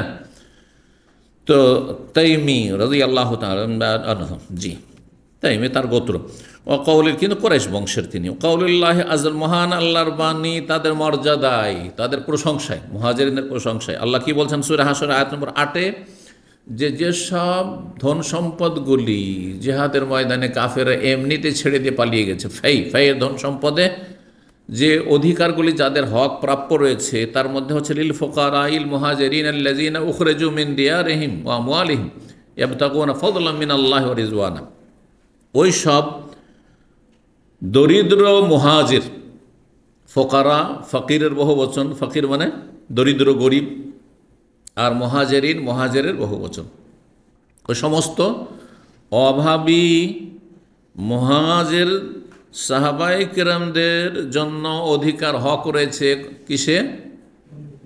জিহাদের ময়দানে যেসব কাফেরদের ধন সম্পদগুলি বিনা যুদ্ধে ছেড়ে দিয়ে চলে গেছে, ওগুলোকে ফাই বলা হয়, ফাইয়ের ধন সম্পদে। আল্লাযিনা উখরিজু মিন দিয়ারিহিম, যাদেরকে নিজের বাড়িঘর মাতৃভূমি থেকে তাড়িয়ে দেওয়া হয়েছিল, বের করে দেওয়া হয়েছিল, মক্কা থেকে থাকতে দেওয়া হয়নি। ইয়াবতাগুনা ফাদলাম মিনাল্লাহি ওয়া রিজওয়ানা, তারা আল্লাহর সন্তুষ্টি এবং আল্লাহর ফজল, অনুগ্রহ কামনা করে। আল্লাহ সন্তুষ্টির জন্য তারা হিজরত করেছেন মদিনা দুনিয়ার স্বার্থে আসেন, ব্যবসা বাণিজ্যের স্বার্থে আসেননি, হ্যাঁ, সংসারের খাতিরে আসেননি, হ্যাঁ, বিয়ের স্বার্থে আসেননি, দুনিয়ার কোনো গরজে আসেননি, ক্ষমতার জন্য আসেননি। ওয়ানসুরুন আল্লাহ ওয়া রাসূল, এবং আল্লাহ এবং রসুলের তারা সাহায্য করে থাকে। আল্লাহর সাহায্য কেমন করে? আল্লাহর দিনের সাহায্য, মানে আল্লাহর দিনের সাহায্য করলেই এটা আল্লাহ সাহায্য করা হইল। ইনতানসুরুল্লাহ ইয়ানসুরকুম, তোমরা আল্লাহ সাহায্য করো, আল্লাহ তোমাদের সাহায্য করো। এই জন্য আল্লাহর দিনের কাজ যারা করে, আল্লাহর স্পেশাল তাদের উপর খাস রহমত থাকে, সত্যি রহমত থাকে। কত বালা মুসিবত থেকে হেফাজত থাকে, আর কত যে বরকত হয় চারিদিক থেকে, কারণ আল্লাহর দিনের জন্য কাজ করছে। কিন্তু ব্যাস ইখলাস লাগবে, পয়সার জন্য না, দুনিয়ার স্বার্থে নয়। একটু স্বার্থে আঘাত লাগলো, হ্যাঁ, কেটে পড়লাম সেখান থেকে। পয়সা না হইলে কন্ট্রাক্টের বক্তা, এরা ইসলামের খাদেম না, এরা আল্লাহর দিনে সাহায্য করে না এরা। কিন্তু পেট আছে, রুজি আছে, তারা ফেরেশতা নয়, সুতরাং ফিরি একবারে ফিরি। এটাও বদ স্বভাব, হ্যাঁ, জনগণের, যে কেউ যদি কন্ট্রাক্ট না করে কিছুই দেব না, তাকে 5,000 দিয়ে বিদায়। আর যদি কন্ট্রাক্ট করে তো 1,00,000-1.5 লাখ টাকা দিতে অসুবিধা নেই, হেলিকপ্টার দিতে অসুবিধা নেই, তাই না? সমাজও অসৎ হয়ে গেছে, যার ফলে বক্তা অসৎ। আমি তো মাঝে মাঝে এই জন্য বলি, যেমন সমাজ তেমন নেতা, যেমন সমাজ তেমন বক্তা। বুঝতে পারছেন না? নেতা আর বক্তা, কারণ সমাজের অবস্থা ওইরকম। আমি জানি এরকম মুখলেস দায়ীদেরকে, আলেম আলমাদেরকে তারা কন্ট্রাক্ট করেন না, তাদেরকে রাস্তা খরচ দিয়ে বিদায়। আরে তার পেট আছে, তার সারা রাত জাগলো, অসুস্থ হইতে পারে, তাকে তারপরের দিন হাসপাতালে গেলে তাকে 5,000-10,000 খরচ আছে। এগুলোর বিবেক করতে হবে না? অবশ্যই বিবেক থাকতে হবে। জি, কেউ জমা পড়াতে যাচ্ছে, কিছু বলছেন ওকে 5,000 দেবে না, আর কেউ যদি কন্ট্যাক্ট করে না যে 20,000 25,000 ছাড়ে যাবো না, ও ঠিকই দিচ্ছে। তাহলে দোষ ত্রুটি কিন্তু উভয় পক্ষে আছে।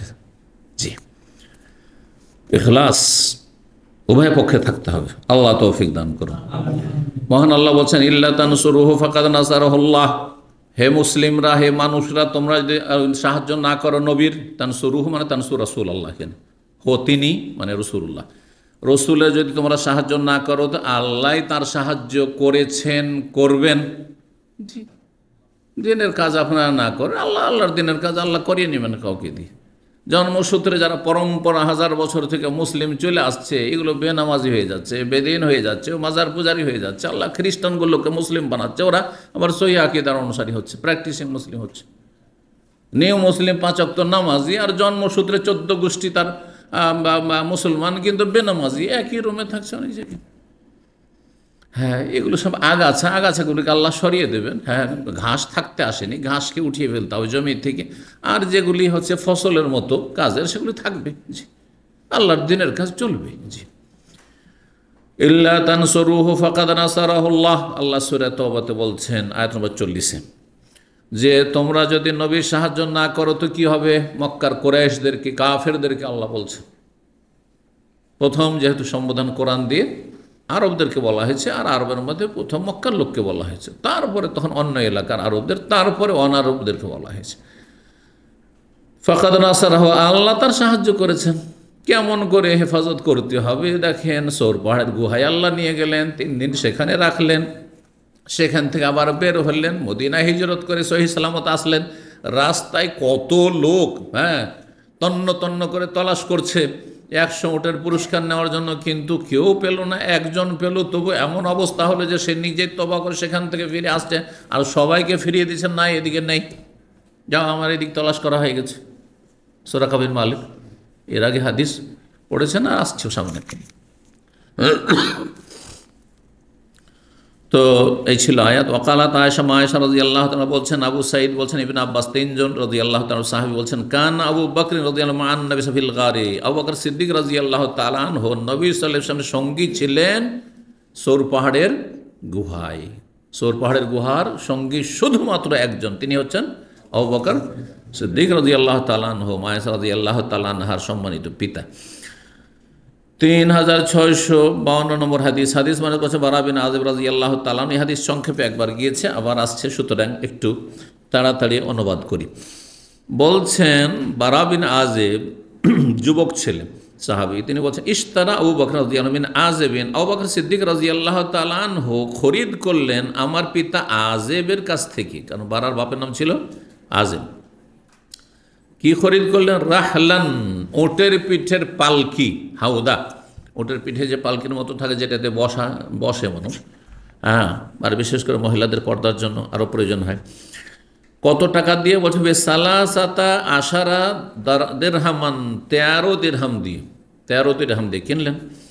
ফাকাল আবু বকর বললেন আযিবকে, মুরিল বারা তোমার ছেলে, যুবক ছেলে, একে বলো যে ফালি আহমেল এলাইয়া রাহলি, আমার বাড়িতে এই পালকিটি, হাওদাটি কি করে আসুক, বহন করে রেখে আসুক, দিয়ে আসুক। তাহলে কোনো কিছু খরিদ করলে আপনি শর্ত লাগাতে পারেন। যেমন আজকাল দোকানে ধরেন আপনি, বা রেস্টুরেন্টে আপনি খাবার কিনছেন, খাবারটা কি আজকাল বলা হচ্ছে যে ফ্রি পৌঁছে দিতে হবে, তহসিল মজ্জানি, ফ্রি পৌঁছে দিতে, ফ্রি সার্ভিস। এইরকমই মাল সামান সুপার মার্কেট থেকে নিচ্ছেন, দেখছেন না কিছু লেবার রাখা আছে, আপনার গাড়ি পর্যন্ত পৌঁছে দিল। তো আবু বকর সিদ্দিক রাদিয়াল্লাহু বললেন, তোমার ছেলেকে বলো আমার বাড়িতে এই জিনিসটা দিয়ে আসো। আজে বললেন, লা হাত্তা তুহাদ্দিসনা, ঠিক আছে, কিন্তু চলো টাকাটা নেওয়ার জন্য আমিও যাব। ছেলে বহন করে নিয়ে গেল, অন্য হাদিস আছে এখানে সংগ্রহ করে দেওয়া হয়েছে। আর আজে বলছেন যে ঠিক আছে, কিন্তু আপনি নবী সাল্লাল্লাহু আলাইহি ওয়াসাল্লামের সফর সঙ্গী ছিলেন, এই হিজরতের একটু ঘটনাটি সংক্ষেপে বর্ণনা করেন আমাদের সামনে। বললেন, হাত্তা তুহাদ্দিসনা, যতক্ষণ আপনি বর্ণনা করবেন, কাইফা সানাতা, আপনি কি করেছিলেন, আনতা, আপনি, এবং রাসূলুল্লাহ সাল্লাল্লাহু আলাইহি ওয়াসাল্লাম, হিনা খারাজতুম মিন মক্কা, যখন আপনারা উভয়ে বেরিয়েছিলেন মক্কা থেকে রাতের অন্ধকারে হিজরত করে, ওয়াল মুশরিকুনা ইয়াতলুবুনাকুম, আর মুশরিকরা আপনাদের পিছনে বা পিছু ধাওয়া করেছিল, আপনাদের পিছনে ধাওয়া করেছে, ধাওয়া করা বলেন তো, জি, ধরার জন্য। কাল, তখন আবু বকর বললেন, ইরতাহাল নামে মক্কা, আমরা মক্কা থেকে প্রস্থান করলাম। মক্কা মানে সৌর পাহাড়ের গুহা থেকে। মক্কা থেকে তো রাতে গিয়ে আশ্রয় নিয়েছিলেন কোথায়? সৌর পাহাড়ের গুহায়। সেখানে 3 দিন অবস্থান করেছেন, কারণ 3 দিন পর্যন্ত তলাশ করে করে করে হয়রান হয়ে গেছে। কত তলাশ পেলাম না তো। তখন একটু তল্লাশিটা কমে এসছে, 3 দিন পরে তল্লাশি একটু কমে এসছে। তখন সফর শুরু করেছে, যাত্রা শুরু করেছেন। বলছেন যে আমরা তখন ওই সেই গুহা থেকে বেরিয়ে মক্কা থেকে রওনা হইলাম। ফা আহিয়াইনা আও সারাইনা লাইলাতানা, আমরা সারা রাত জাগলাম, মানে জেগে চলতে থাকলাম।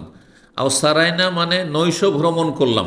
নৈশ ভ্রমণ মানে রাতে, যে রাতে আমরা সফর করলাম সেই রাত।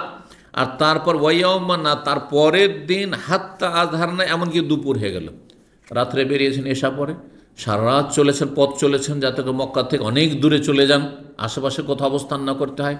তারপর আবার সকালবেলা থামি নেই, চলতেই আছেন ওটের পিঠে। আর তারপরে একেবারে জোহর হয়ে গেছে, জোহর পর্যন্ত, এসা থেকে নিয়ে পরের দিন জোহর পর্যন্ত কন্টিনিউ চলতে আছেন রাসূলুল্লাহ সাল্লাল্লাহু আলাইহি ওয়াসাল্লাম এবং আবু বকর সিদ্দিক রাদিয়াল্লাহু তাআলা আনহু। ওয়াকামা কায়েমু যাহিরা, আর ঠিক তখন দুপুর হয়ে গেছে। ওয়াকামা কায়েমু যাহিরা মানে ঠিক সেই সময় কি হয়ে গেছে? দুপুর হয়ে গেছে, আর প্রচণ্ড রোদ। তো সেই সময় ফারামাইতু বিবাসারি, তখন আমি দৃষ্টি নিক্ষেপ করলাম। রামাইতু বিবাসারি শাব্দিক অর্থ মানে এদিক সেদিক দেখতে থাকলাম। ফারামাইতু বিবাসারি, দেখতে থাকলাম। হাল আরামিন জিল্লিন, কোনো ছায়া পাচ্ছি কিনা, কারণ নবী সাল্লাল্লাহু আলাইহি ওয়াসাল্লাম বিশ্রামের প্রয়োজন রয়েছে। সারা রাত জেগে আছেন, আর তারপরে সকাল থেকে নিয়ে দুপুর পর্যন্ত চলতে আছেন, এখন একটু আরাম বিশ্রামের প্রয়োজন রয়েছে। কোনো ছায়া না পেলে তো আর রোদ্রে তো আর কোথাও ঘুমানো যাবে না।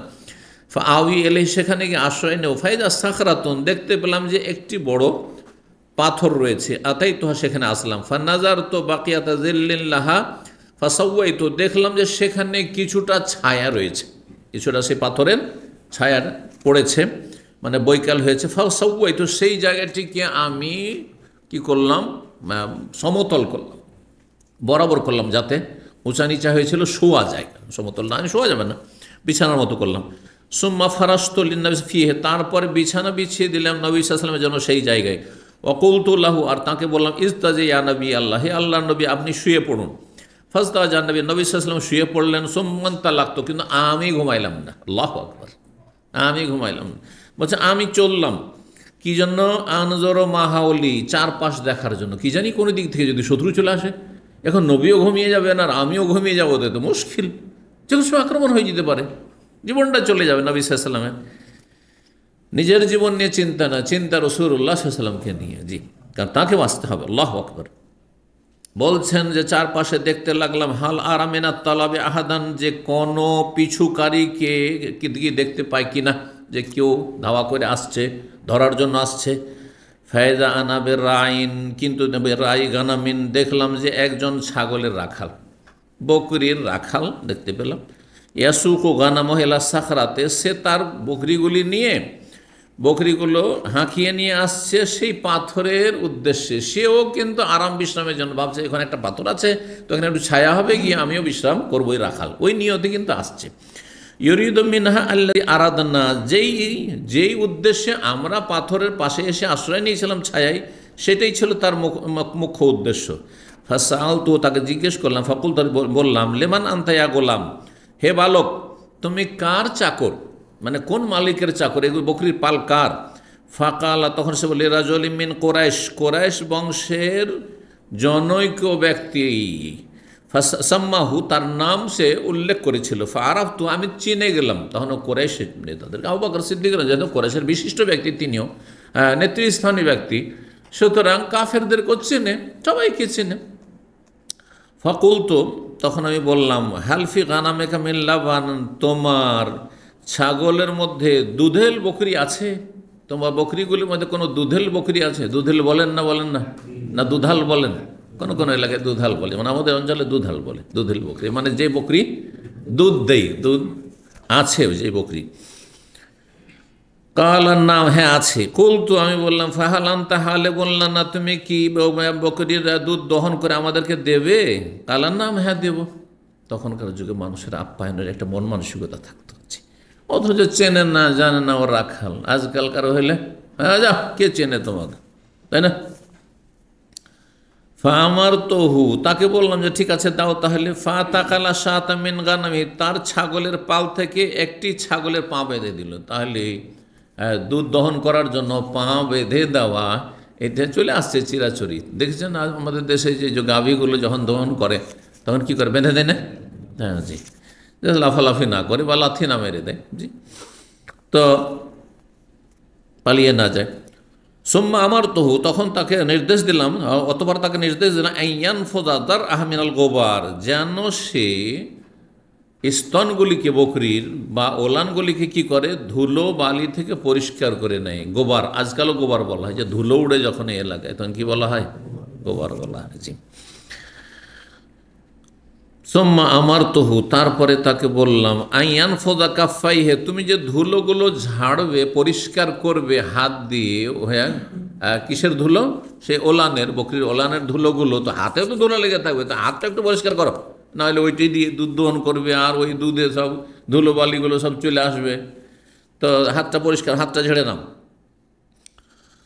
ফাঁকালা হা কাজা, এইভাবে হাত পরিষ্কার করো তুমি, এরকম করে। জারাবা এহদা কাফাই বলে ওখরা, এক হাতের তলাকে আর এক হাতের তলার সাথে মেরে এইভাবে দেখালেন, জি। ফাহালাব আলী কুসবাতাম মেল্লাবানিন, তারপরে এক পাত্র ভর্তি দুধ, হ্যাঁ, দহন করে দিলেন আমার জন্য। ওয়াকাত জাল তোলে রসুল্লাহ, সেটি আমি রসুল্লাহ সাল্লামের জন্য রেখে দিলাম, নিজে পান করলেন না, রেখে দিলেন, একটু দূরে আছে সেই রাখাল, এটি রাখলেন। আর একটা পাত্র ছিল তার কাছে, লোটা ছিল, সেই চামড়ার লোটা, সেটাতে পানি নেবেন, তার কাছে পানিও আছে। বললেন যে ওয়াকাত জাল তো রসুল্লাহ এদা ওয়াতান আলাফামেহা, আর রসুল্লাহ সাল্লাহ আলী সাল্লামের জন্য একটি পাত্র আমার কাছে ছিল চামড়ার, যার মুখে একটি তেনা লাগানো ছিল। সেই পাত্র বা লোটার যে নল আছে তাতে কি ছিল, তেনা লাগানো, মানে ঢাকা ছিল, জি, যাতে পরিষ্কার থাকে। ফাসাবাব তো আল্লাহ বানে, সেখান থেকে পানি একটু ঢাললাম সে দুধে, দুধ যখন দহন করা হয় তখন গরম হয়ে থাকে, আর তারপরে তাতে একটু পানি মিশিয়ে দিলে সেটা ভালো হয়, সে পানি মিশিয়ে দিলেন। হাত্তা বারাদা আসফর, এতটা পানি ঢাললাম তাতে যে তলাটা কি হয়ে গেল, সে দুধের তলা ঠান্ডা হয়ে গেল। ফান্তালাক তো বেহি আল্লাহ নবী আসলাম, তারপরে সেটা নিয়ে নবী সাল্লামের কাছে চললাম। ওয়াফাক্ত কাদ ইস্তেক, সেখানে গিয়ে পৌঁছিতে দেখলাম যে তিনি জেগে উঠলেন, ঘুম হয়ে গেছে রাসূলুল্লাহ সাল্লাল্লাহু আলাইহি সাল্লামের। ফাকুল, তো এতক্ষণ তিনি নবী সাল্লামের জন্য খাবার ব্যবস্থা করছেন, দুধের ব্যবস্থা করছেন, পানির ব্যবস্থা করছেন, জি, আর পাহারাও দিচ্ছেন, সিকিউরিটিরও কাজ করছেন। বলছেন ফান্তালাক তো বেহের নবী ফাওয়াফাকাদ ইস্তেক, জেগে গেছেন। ফাকুলতুল্লাহ, বললাম নবী সাল্লাল্লাহু আলাইহি ইশরাব ইয়া রাসূলুল্লাহ, আপনি পান করে নেন। ফাশারিবা রাসূল দুধ পান করলেন। হাত্তা রাদিতু, আমি খুশি হয়ে গেলাম যে আমি নবীকে পান করাইতে পারলাম। সুম্মা কুলতু, তারপরে বললাম কাদ আনার রাহিল ইয়া রাসূলুল্লাহ, আমাদের কি প্রস্থানের সময় হয়েছে, প্রস্থান মানে এখান থেকে রওনা হওয়ার সময় কি হয়েছে? কালা বলা, হ্যাঁ। ফারতাহালনা, তখন আমরা সেখান থেকে রওনা দিলাম। ওয়াল কওমু ইয়াতলুবুনানা, কিন্তু কাফের জাতিরা আমাদের তল্লাশিতে লেগে আছে, মরিয়া হয়ে লেগে আছে, তার চারিদিকে তল্লাশি চলতে আছে। ফালাম ইউদরিক আহাদুন মিনহুম, কিন্তু কেউ আমাদেরকে এখন পর্যন্ত পায়নি, ধরতে পারেনি। গায়রু সুরাকা বিন মালিক বিন জৌসম, এই সুরাকা বিন মালিক বিন জৌসম, দাদার নাম জৌসম ছিল, তার বাপের নাম ছিল মালিক। এ ছিল কাফের এবং যুবক, খুব সুঠাম যুবক ছিল, আর 100টি উটের পুরস্কারের লোভে সে তলাশ করতে করতে এত দূর পৌঁছে গেছে।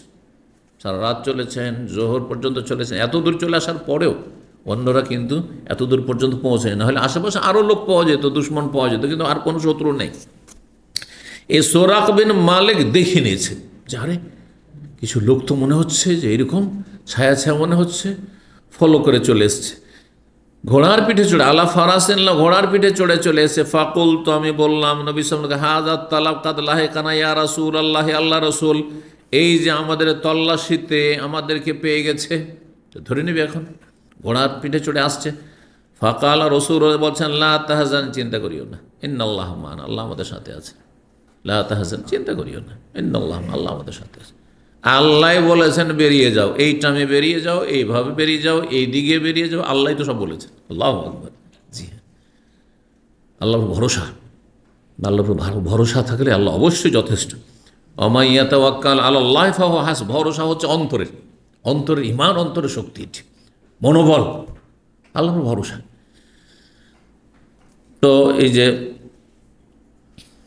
তারপরে যেহেতু কোরআনে কারিমে তরিহুনা রয়েছে বৈকালে সফর করা বা বৈকালে চলাকে, তো বিল আসিয়ে, তাই তার তাফসির করতে লেগেছেন আতাসরাহুন বিল গাদাতে, বলছেন সূরা নাহলে যে তাসরাহুন রয়েছে, তরিহুনা ও তাসরাহুন সূরা নাহলে রয়েছে আয়াত নম্বর 6। তো তরিহুন মানে বৈকালে চলা, আর তাসরাহুন মানে সকালবেলা চলা। 3653 নম্বর হাদিস মনে করছে আবু বকর সিদ্দিক রাদিয়াল্লাহু তাআলা আনহু বলছেন কুলতু লিন নবী সাল্লাল্লাহু আলাইহি ওয়াসাল্লাম ওয়ানা ফিল গার, যখন সৌর পাহাড়ের গুহায় 3 দিন অবস্থান করেছেন রাসূলুল্লাহ সাল্লাল্লাহু আলাইহি ওয়াসাল্লাম এবং আবু বকর সিদ্দিক রাদিয়াল্লাহু তাআলা আনহু, তখন অথচ এই জায়গাটি উল্টো দিকে গেছেন কেউ সৌর পাহাড়ের গুহা পর্যন্ত বা ওই পাহাড়টি পর্যন্ত? না, জাননি আপনারা কেউ গেছেন না?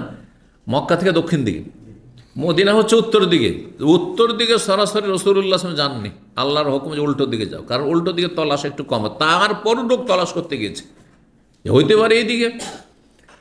আর তখন তো মক্কা থেকে অনেক বাইরে ছিল সৌর পাহাড়, এখন তো মক্কা শহরের এক সাইডে, মক্কা শহরের ভিতরে ঢুকে পড়েছে। আজকের থেকে প্রায় 32-33 বছর আগে আমি সৌর পাহাড়ের গুহায় উঠেছি, তখন মক্কার একেবারে বাইরে ছিল, একটা না দুটো বাড়ি ওই নিচে, ওই এই জায়গাগুলোতে তখন হয়েছিল, কোনো বাড়ি ঘর ছিল না তখন।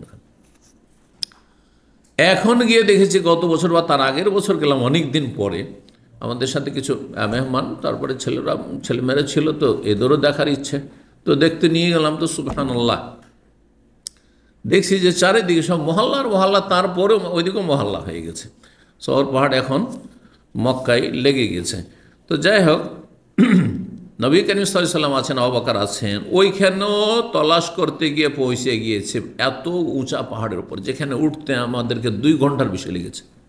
উঠেছিলাম প্রায় 2 ঘন্টার বেশি, ভাগ্য ভালো পানি সাথে নিয়ে উঠেছিলাম, না হলে শেষ হয়ে যেত। পানি সাথে নিয়ে, পানি বহন করে নিয়ে গিয়েছিলাম। আল্লাহু আকবার।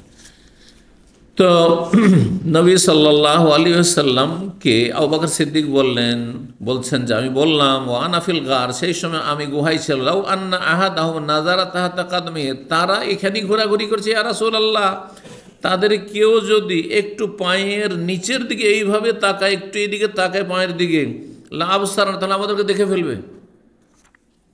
পাহাড় ওপরে মানে গুহা কেমন আছে যে এভাবে ঢুকতে হবে, হ্যাঁ, বসেও ঢোকা মুশকিল, বসে শুয়ে এইরকমভাবে ঢুকতে হবে। আর চারিদিকে ঘোরাঘুরি করছে, দেখতে পাচ্ছে না, কারণ উপরে পাথর, চারিদিকে মোটামুটি পাথর হয়ে আছে, একটু জায়গা আছে ভিতরে, ওখানে ঢুকে আছেন নবী সাল্লাল্লাহু আলাইহি ওয়াসাল্লাম, আবু বকর সিদ্দিক রাদিয়াল্লাহু তাআলা আনহু যদি এইভাবে পায়ের দিকে একটু দেখে, তাহলে দেখতে পেয়ে নেবে যে হ্যাঁ এখানে মানুষ আছে, এখানে কেউ লুকিয়ে আছে। তো ওই কথাই বলছেন, কানে কানে আস্তে ধীরে বলছেন, যাতে ওরা শুনতে না পায় যে ইয়া রাসূলুল্লাহ, একটু যদি তারা পায়ের দিকে তাকায় তাহলে তো আমাদেরকে দেখে ফেলবে, তাহলে তো আমাদের কোনো রক্ষা নেই। ফাকালা, তখন নবী সাল্লাল্লাহু আলাইহি ওয়াসাল্লাম বলেছেন সান্ত্বনা দিয়ে এবং আল্লাহর উপর আস্থা ভরসা প্রকাশ করে, মা জান্নুকা ইয়া আবু বকর বিইসনাইন, তোমার কি ধারণা হতে পারে আবু বকর সেই 2 জন ব্যক্তি সম্পর্কে, আল্লাহ সালেসুহুমা, যাদের তৃতীয় হচ্ছেন স্বয়ং আল্লাহ। আমরা 2 জন এবং আমাদের সাথে তৃতীয় আল্লাহ যদি থাকেন, তাহলে কি চিন্তা করতে পারো যে কাফেররা আমাদেরকে ধরে নেবে, কাফেররা পেয়ে যাবে, দেখলেও দেখতে পাবে না, চোখকে আল্লাহ অন্ধ করে দেবেন। যেমন নবী সাল্লাল্লাহু আলাইহি ওয়াসাল্লাম যখন বিছানা থেকে বাড়ি থেকে বেরিয়েছে, তখন তো বাড়িটা পুরো ঘেরাও ছিল, দরজার পর সব দাঁড়িয়ে ছিল যে মোহাম্মদ হ্যাঁ ফজরে বের হইলেই তাকে তো হত্যা করবো, সব অস্ত্র ধরে, কিন্তু তাদের চোখ অন্ধ হয়ে গেছে। সামনে দিয়ে নবী সাল্লাল্লাহু আলাইহি ওয়াসাল্লাম হেঁটে চলে গেলেন, কিছুই দেখতে পায়নি তারা, কিছুই দেখতে পায়নি তারা। সুবহানাল্লাহ, জি, এগুলি সব নবী সাল্লাল্লাহু আলাইহি ওয়াসাল্লাম মুজিজা। 3 নম্বর অধ্যায় বলছেন বাবু কওলিন নবী সাল্লাল্লাহু আলাইহি ওয়াসাল্লাম, এই অধ্যায় হচ্ছে নবী সাল্লাল্লাহু আলাইহি ওয়াসাল্লামের এই বাণী সম্পর্কে। তিনি বলেছিলেন মসজিদ নববীর দরজাগুলি সম্পর্কে। মসজিদ নববীতে চারদিক তখন খোলা ছিল, প্রথম যখন মসজিদ নববী তৈরি হয় তখন কোনো দেয়াল টেয়াল ছিল না, সব খোলা।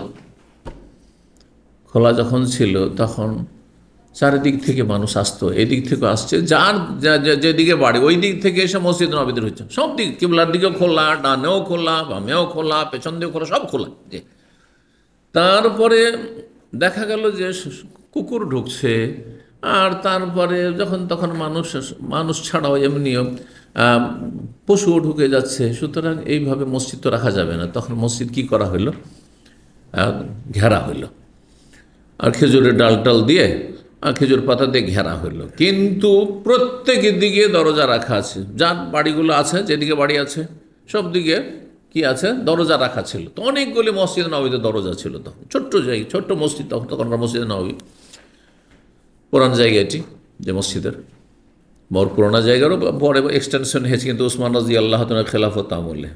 আর তারপরে সামনের দিকটা তো ওয়ালিদ বিন আব্দুল মালিকের যুগ হয়েছে।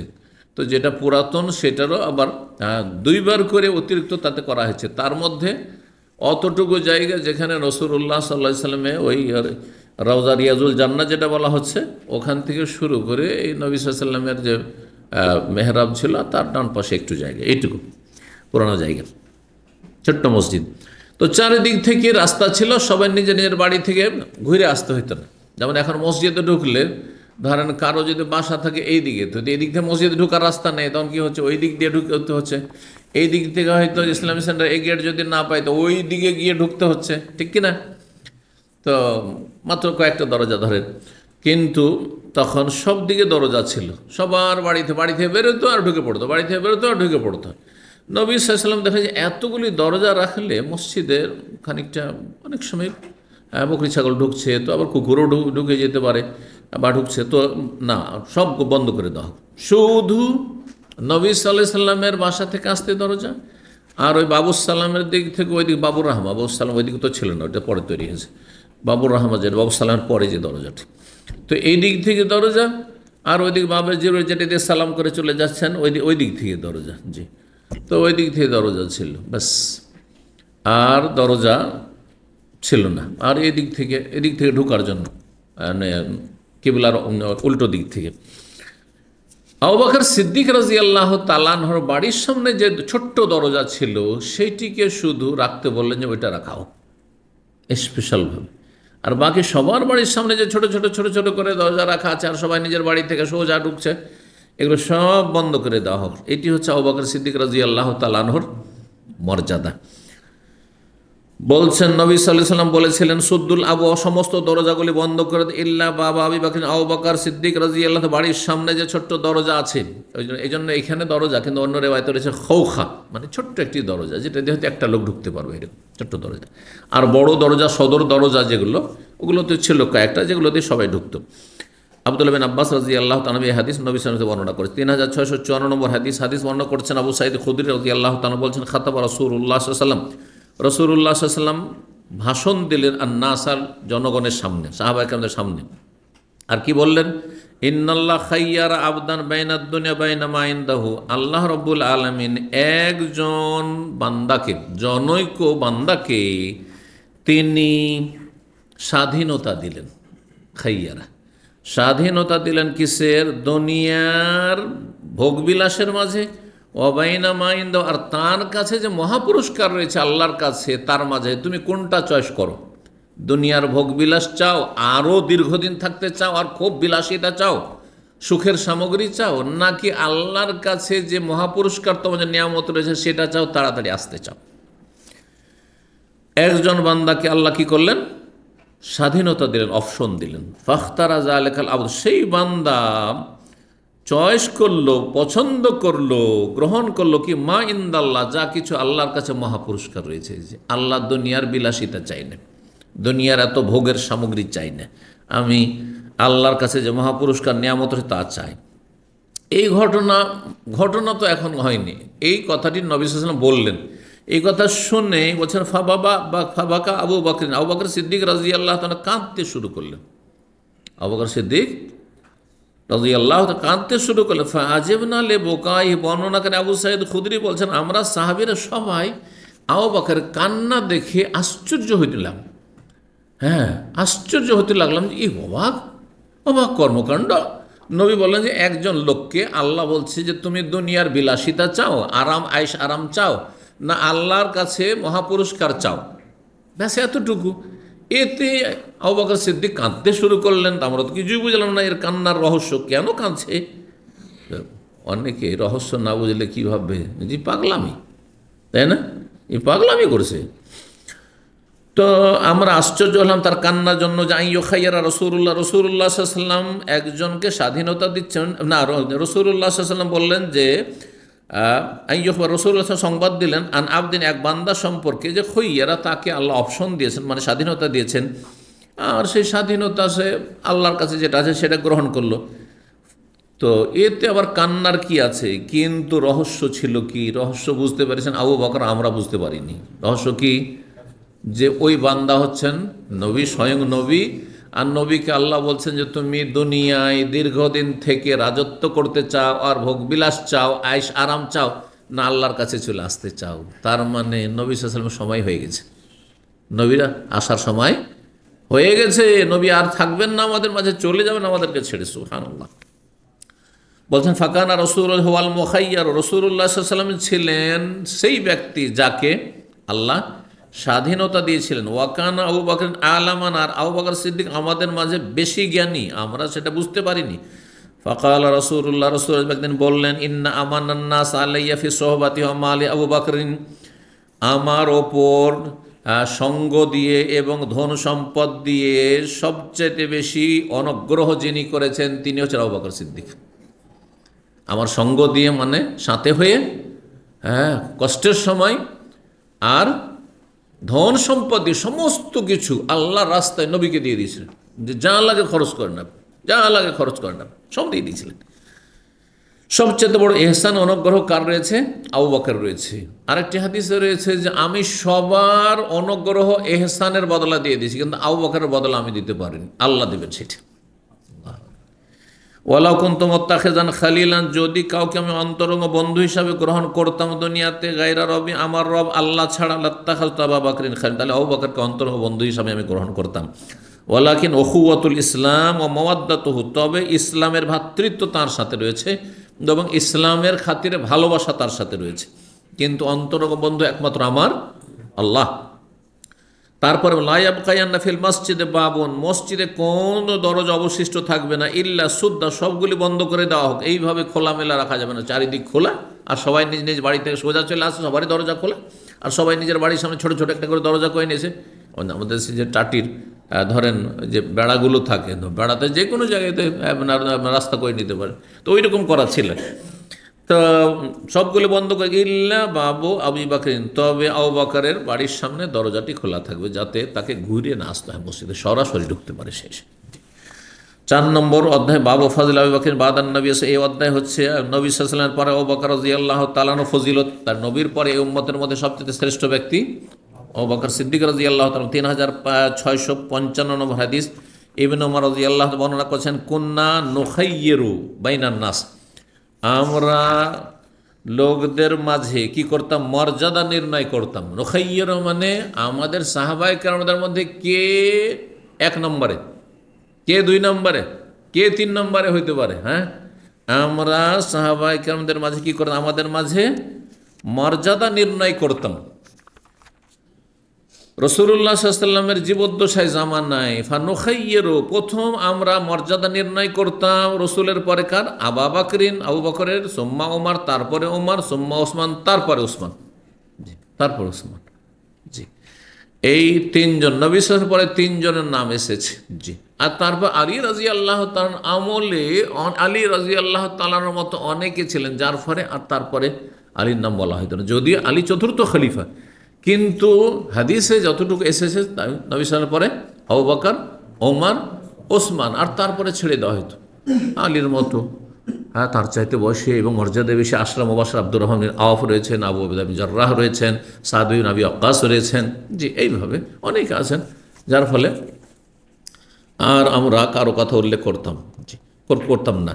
5 নম্বর অধ্যায় হচ্ছে বাবু কাউলিন নবী সাল্লাল্লাহু আলাইহি ওয়াসাল্লাম, এই অধ্যায় হচ্ছে নবী সাল্লাল্লাহু আলাইহি ওয়াসাল্লাম বাণী সম্পর্কে, লাউ কুনতু মুত্তাখিযান খালিলান, আমি যদি কাউকে অন্তরঙ্গ বন্ধু হিসাবে গ্রহণ করতাম তো আবু বকরকে গ্রহণ করতাম। 3656 নম্বর হাদিস, হাদিস মানুষ ইবনে আব্বাস রাদিয়াল্লাহু তাআলা আনহুমা নবী সাল্লাল্লাহু আলাইহি ওয়াসাল্লাম বলেন, লাউ কুনতু মুত্তাখিযান খালিলান আত্তাখাযতু আবু বকরিন, আমি যদি কাউকে অন্তর্বন্ধু হিসাবে নিতাম তাহলে আবু বকরকে অন্তর্বন্ধু হিসাবে নিতাম। ওয়ালাকিন আখি ওয়া সাহিব, তবে তিনি আমার ভাই এবং আমার সঙ্গী সহচর।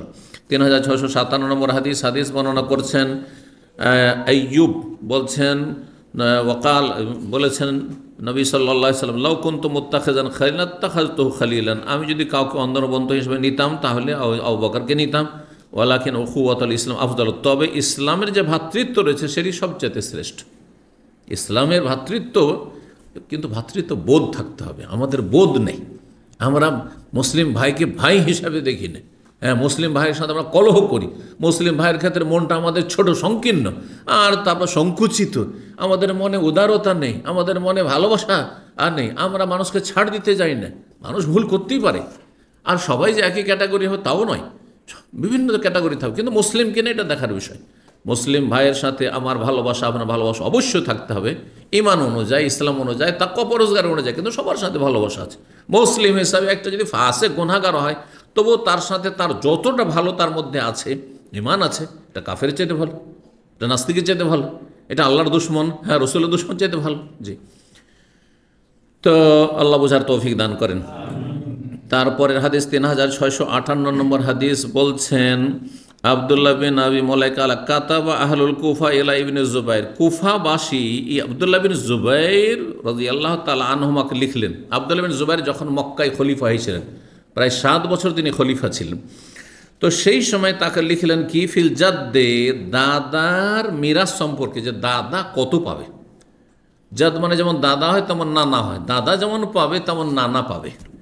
যদি বাপ না থাকে, আপনার আব্বা নেই, মানে কেউ মারা গেল, একজন মারা গেল, তার বাবা নেই কিন্তু তার দাদা আছে, আর তার ছেলেও নেই, মেয়ে হয়তো আছে অথবা ভাই বোন আছে কিন্তু ছেলে নেই,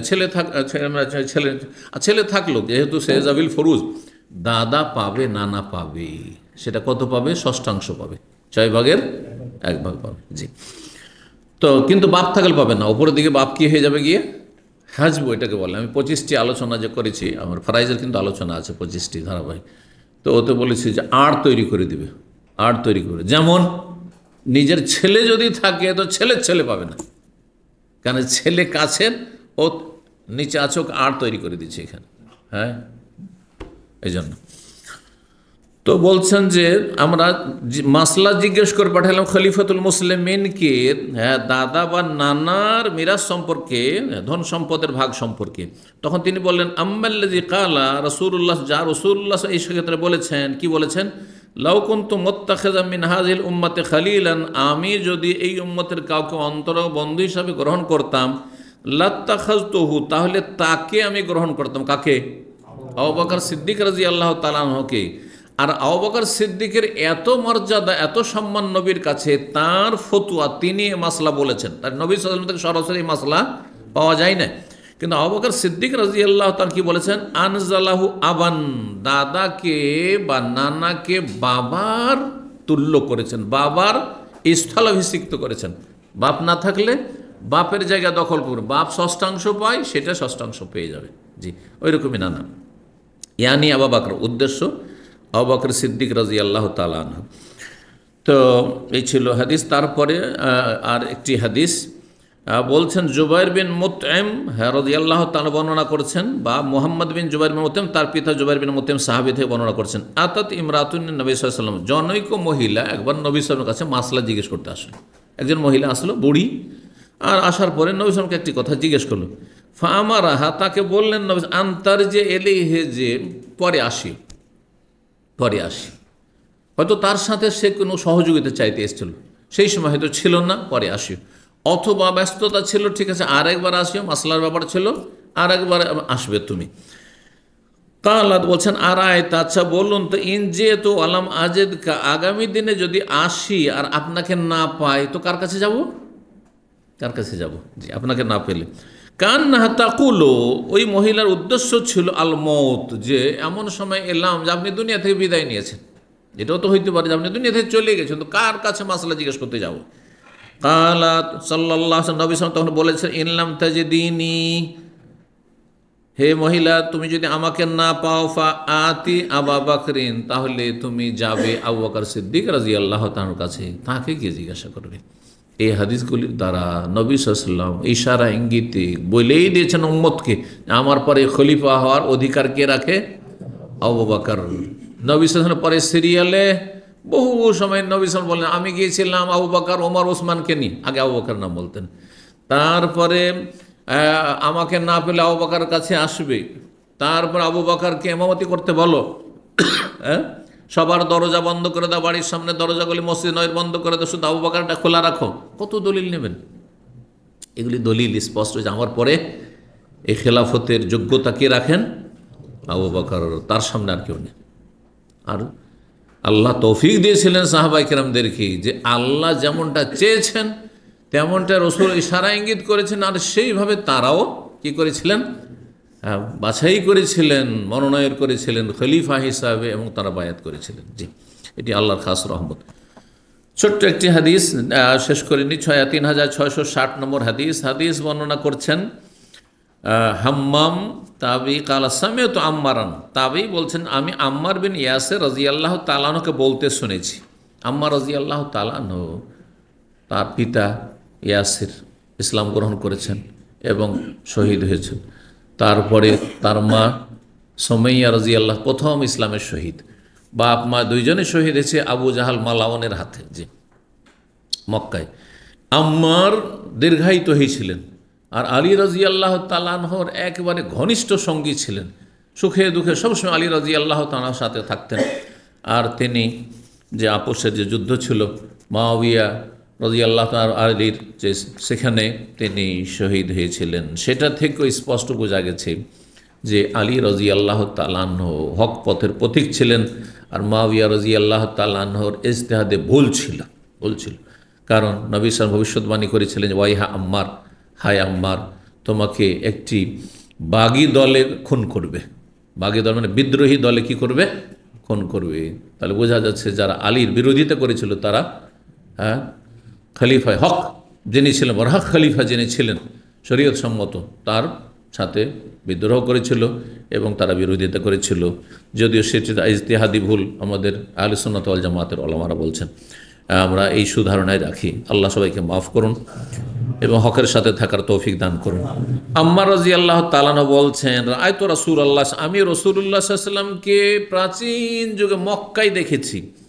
ওমা মাহু, এমন সময় দেখেছি যেই সময় তার সাথে, তার পাশে ইসলামের প্রথম যুগে নবুয়ত প্রাপ্তির পরে মাত্র 5 জন গোলাম ছিলেন, মানে 5 জন গোলাম ইসলাম গ্রহণ করেছিলেন।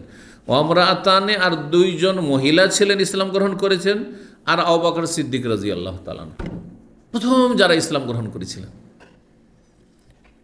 আবু বকর সিদ্দিক হয়ে গেলেন, কারণ নবী করিম সাল্লাল্লাহু আলাইহি ওয়াসাল্লামের ছোট কালকার বাল্য জীবনের ঘনিষ্ঠ বন্ধু আবু বকর সিদ্দিক রাদিয়াল্লাহু তাআলা।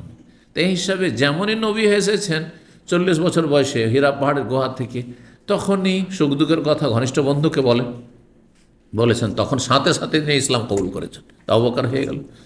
আর 2 জন মহিলার একজন হচ্ছেন উম্মুল মুমিনিন খাদিজা রাদিয়াল্লাহু, নবী সাল্লাল্লাহু আলাইহি ওয়াসাল্লাম সহধর্মিণী, কারণ তিনি সুখে দুঃখে সবসময় নবী সাল্লাল্লাহু আলাইহি ওয়াসাল্লামের সাথে আছেন। আর যেমনই এসেছেন আর থরথর করে কাঁপছেন, ঘটনা তো জানেন আপনারা নবুয়তের। তখন তিনি ওয়ারকা বিন নওফাল কাছে নিয়ে গেলেন, আর যখন জানতে পারলেন যে আমার স্বামী আসলে অসুস্থ না, বা কোনো জিন টিন শয়তানের কোনো না, এখানে আল্লাহর পক্ষ থেকে তার কাছে আসমানি ওহী এসেছে, জিবরাইল এসেছিলেন, তাতে তিনি ভয় পেয়েছেন, মানুষ হিসাবে ভয় পায় যেটা, সেটা হয় প্রথম।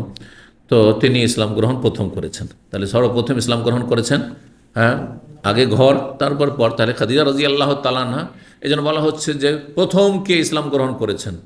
প্রথম কোন হাদিসে পাবেন আবু বকর প্রথম ইসলাম গ্রহণ করেছেন, কোন হাদিস পাবেন খাদিজা ইসলাম গ্রহণ করেছেন, কোন হাদিস পাবেন আলী প্রথম ইসলাম গ্রহণ করেছেন। এগুলো সমন্বয় হচ্ছে যে মহিলাদের মধ্যে খাদিজা রাদিয়াল্লাহু তাআলা আনহা। আর সূক্ষ্মভাবে যদি বলা হয় তো আগে এসে স্ত্রীকে বলেছেন, তাহলে 1 নম্বরে খাদিজা রাদিয়াল্লাহু তাআলা ইসলাম গ্রহণ করেছেন, 2 নম্বরে ঘনিষ্ঠ সঙ্গী আবু বকর, আর বাড়িতে যেহেতু লালিত পালিত হচ্ছিলেন আলী, সুতরাং আর তখন তিনি সাবালক হতে চলেছেন বা হয়েছেন। তো আলী রাদিয়াল্লাহু তাআলা আনহু তিনি বালকদের মধ্যে ইসলাম গ্রহণ করেছেন। আর দ্বিতীয় মহিলা কে ছিলেন এখানে বলা হয়নি, তিনি হচ্ছেন এ আম্মার বিন ইয়াসির রাদিয়াল্লাহু তাআলা আনহুর মাতা সুমাইয়া রাদিয়াল্লাহু তাআলা আনহা, যাকে শহীদ করেছিল এই খবিস আবু জাহল লানাহুল্লাহ। আর কিছু গোলাম ছিল, হ্যাঁ, তার মধ্যে যেমন বেলাল, হ্যাঁ, এরকম সোহাইব বা এই ধরনের যারা গোলাম ছিল। তো এখানে আজকের আলোচনা শেষ করছি। ওয়া জাযাকুমুল্লাহু খাইরান ওয়া সাল্লাল্লাহু আলা নবিয়িনা মুহাম্মদ ওয়া আলা আলিহি ওয়া সাহবিহি আজমাইন।